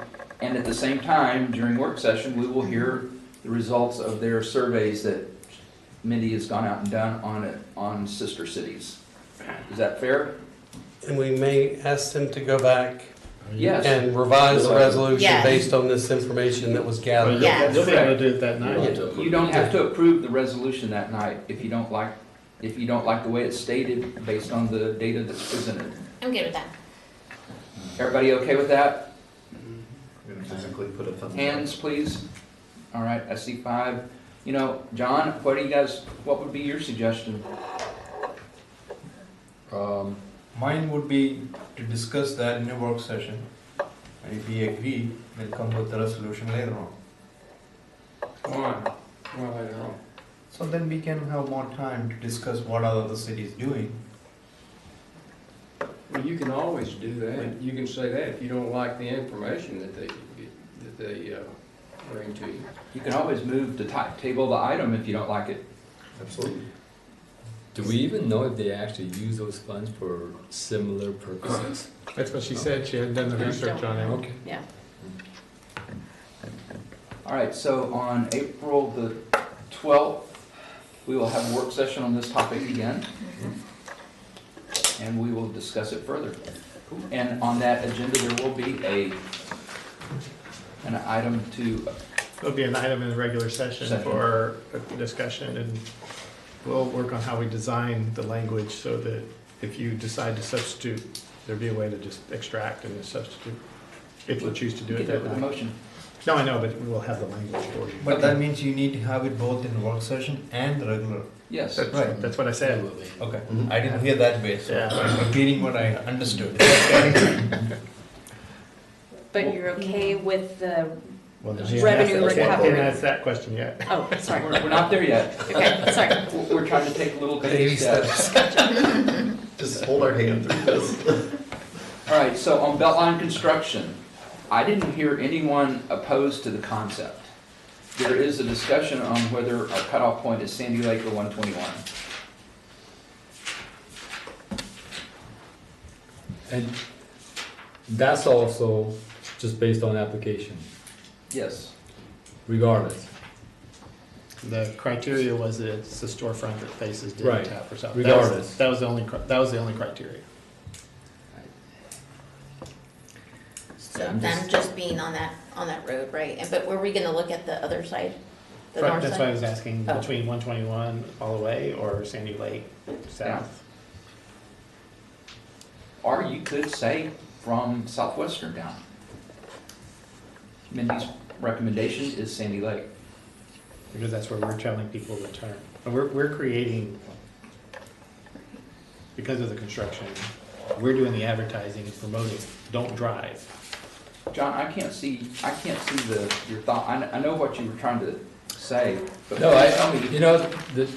what would have made sense to me was if we saw, or if they actually show some sort of decline in the revenue of that's impacted by the construction would actually help me say, they actually need them. That would be really helpful in the sense. Right, But that information at best is a 2-month lag, at best. I'm just telling you how we would, for us to track it, it's a 2-month lag, and I can't share that information with you. I can only work with the finance department to be able to see if there's any reduction in sales tax, as an example. even if it's not on sales tax, the business owners themselves, they could actually provide you some data that could actually that's readily, available. They could tell you, they could show you if they're losing money, and they could show you that they're in need of help. They'll be Again, willing- that's up to you. Yeah, they'll be willing to do that. That's up to you, and that's up to us to be able to administer it. Kevin? So I hear what you're saying, John. I mean, I can, from my personal business, I can pull out a I can show you losses year over year from, range to range. I can pull all that information. But where do we set that criteria? Is it from March of 2020? You have to show a decline. What happens if? Well, this is Beltline reconstruction. Yeah. No, but that's what I'm saying though, is as a business owner, we can provide that, but what is the criteria that we put around that? And I think that's the slippery slope in all this, is where do we define the losses? Is it all the way back to 2020? Is it in the past 6 months? Is it what does? When you're taking a hit because of the construction, you would generally show whether it's 2 months prior to the construction starts, what the general revenue was and how that construction had impacted during the construction. That's pretty easy to show. I mean, if you're trying to make a claim for loss of revenue even through the insurance, they would ask for past 2 months of revenue and then the current showing of, even though it might be different month, at least they have an idea as to how they're impacted because of the construction.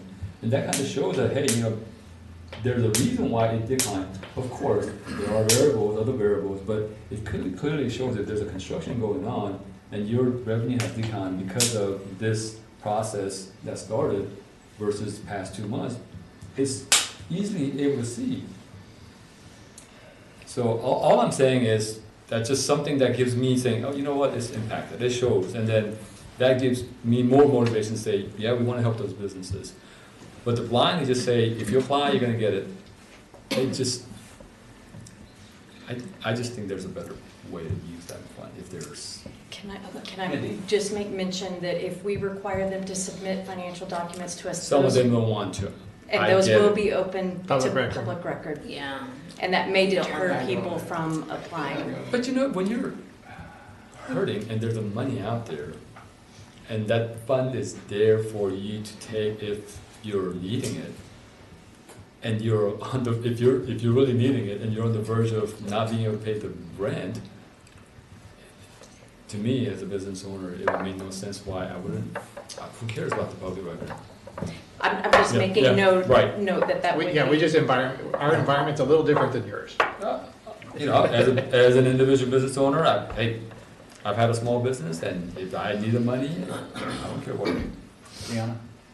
Well, I was just gonna say that, what we've seen, and Mindy, this is really more to you, and correct me if I'm wrong, but what we've seen is that people come and apply for this money, right? And assuming there's a need, we don't have everybody flooding to get this money, right? We've a lot of times been left with money, right, to spare because not everybody takes advantage of it. And I feel like that's the kind of community that we have is, they're gonna come forward if they need something. I think the question though is where do you draw that line with regards to debt and tap? Do we start, could we start with what you've identified? I think it's Sandy Lake, right, south, and see what the response looks like, and then determine whether we extend that, rather than just opening it up to everybody at the same time? I don't know. Bijou? Yeah, question for Mindy. Can you explain to me that you mentioned that it's subject to open records? What is subject to open records? Anything we have. No. If they supply their profit and loss statement, that's an open record because it's going to be attached to the application. So somebody, let's say you, want to see how much money massage parlor is making, you can go and ask for that request, and you can see, and that information becomes available to you. So during this month, the construction month, if their business is not doing well due to construction, the revenue loss will be indicated because of But if we use John's example, they'll go back the previous 2 months prior to construction, and they'll show us what their revenues are now, which then becomes a public record because it's part of the application. And they know that, right, when they apply for this? We would have to make them aware of that. Yes. Right. Thank you. I don't think they understand that today. Okay, that's why I wanted. So. Right. Cliff? I've got nothing. I was just thinking that Mike ought to talk to Mindy about this and let her draft a letter to Joe Biden and ask his permission for us. This is what we're going to do, Joe. Is that all right? And we can absolve ourselves of any guilt. Don?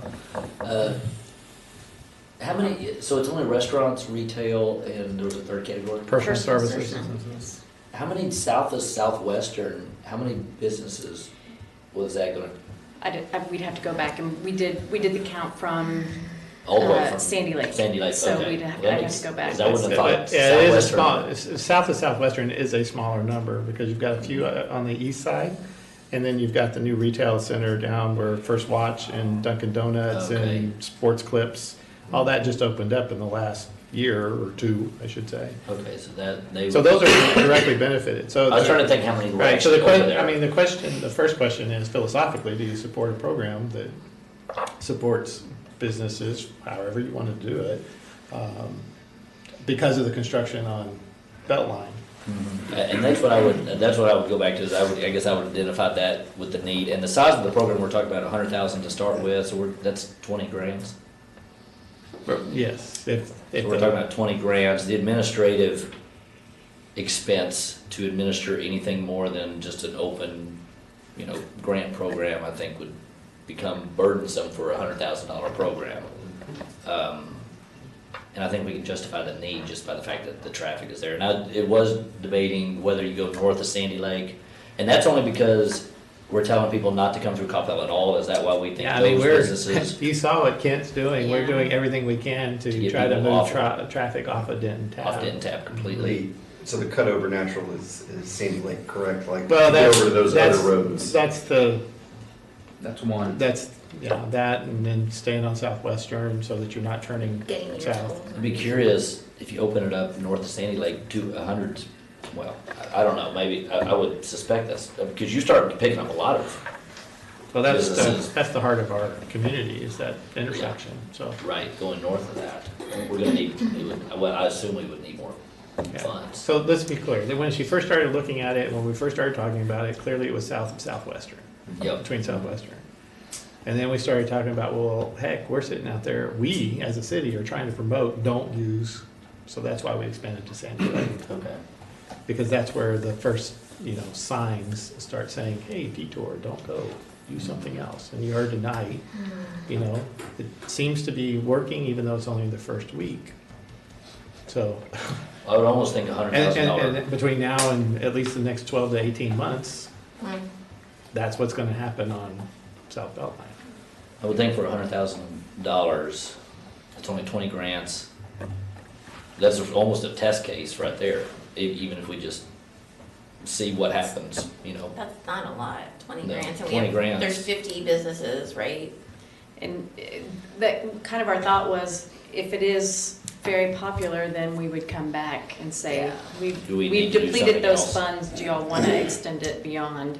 And do something That's more. That's why I'd rather keep it to that The original, that south of Sandy original Lake. area and then expand it if we Go need beyond to, there. if it's not being utilized. But I just hate to not give the first come, first serve opportunity to those 50 that are directly impacted.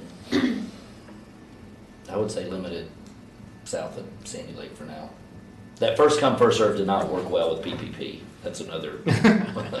Agree. So I would. And we were just in a different boat as far as what Mindy was facing. It just didn't work out. Yeah. All right. Mark, you okay if we start out Sandy Lake South? Yeah. All right. So we've got, Yes. so the same thing's gonna happen on this one? Mindy will bring back well, actually, no, not the same thing, because we don't have a study to do. There's no comparable to look at. Kevin? Just want, in the memo, just want to make sure that these are going to be the ARP funds, not anything out of the general fund.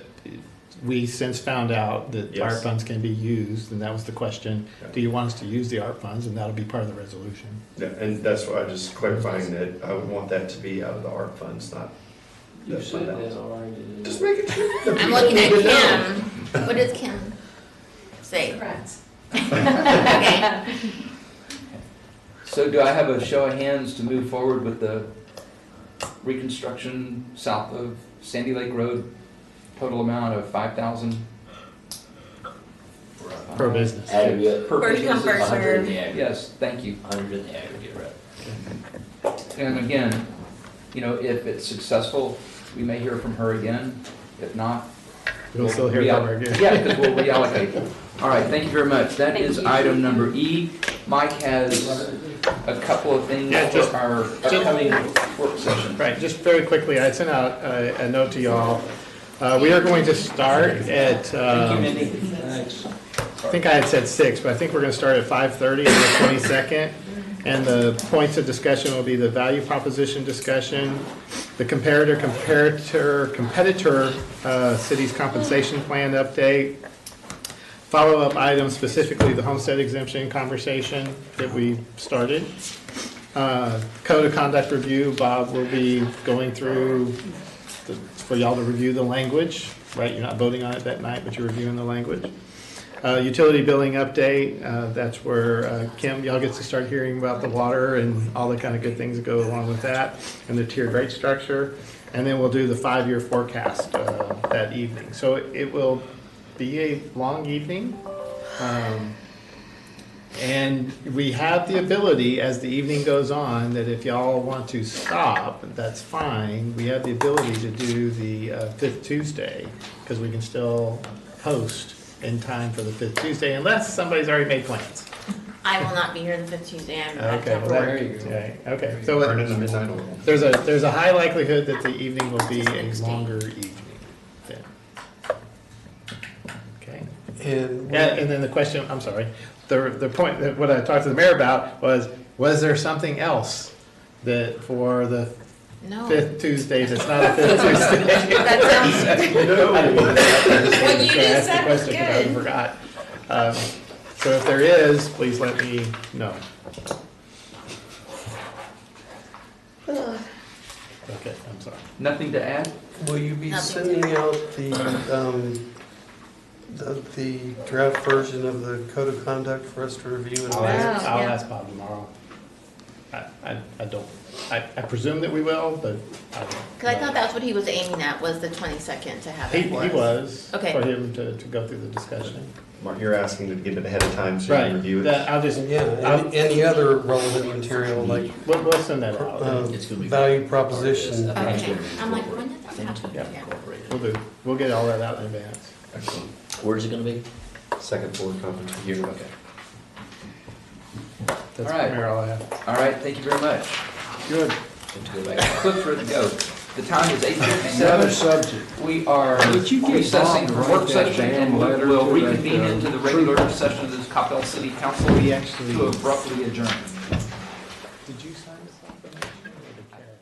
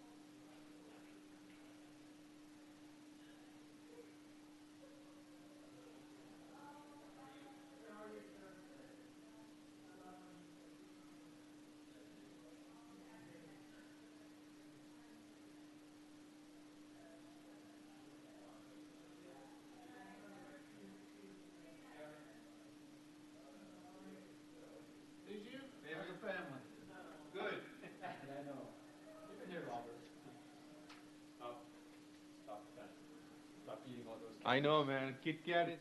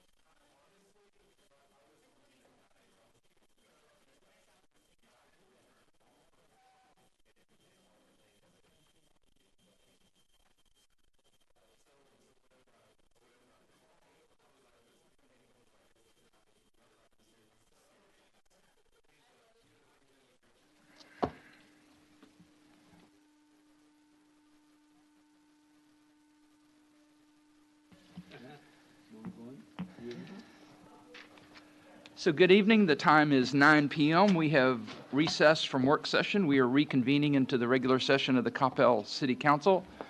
There being no further business before this body, we are adjourned at 9 p.m. 15 seconds.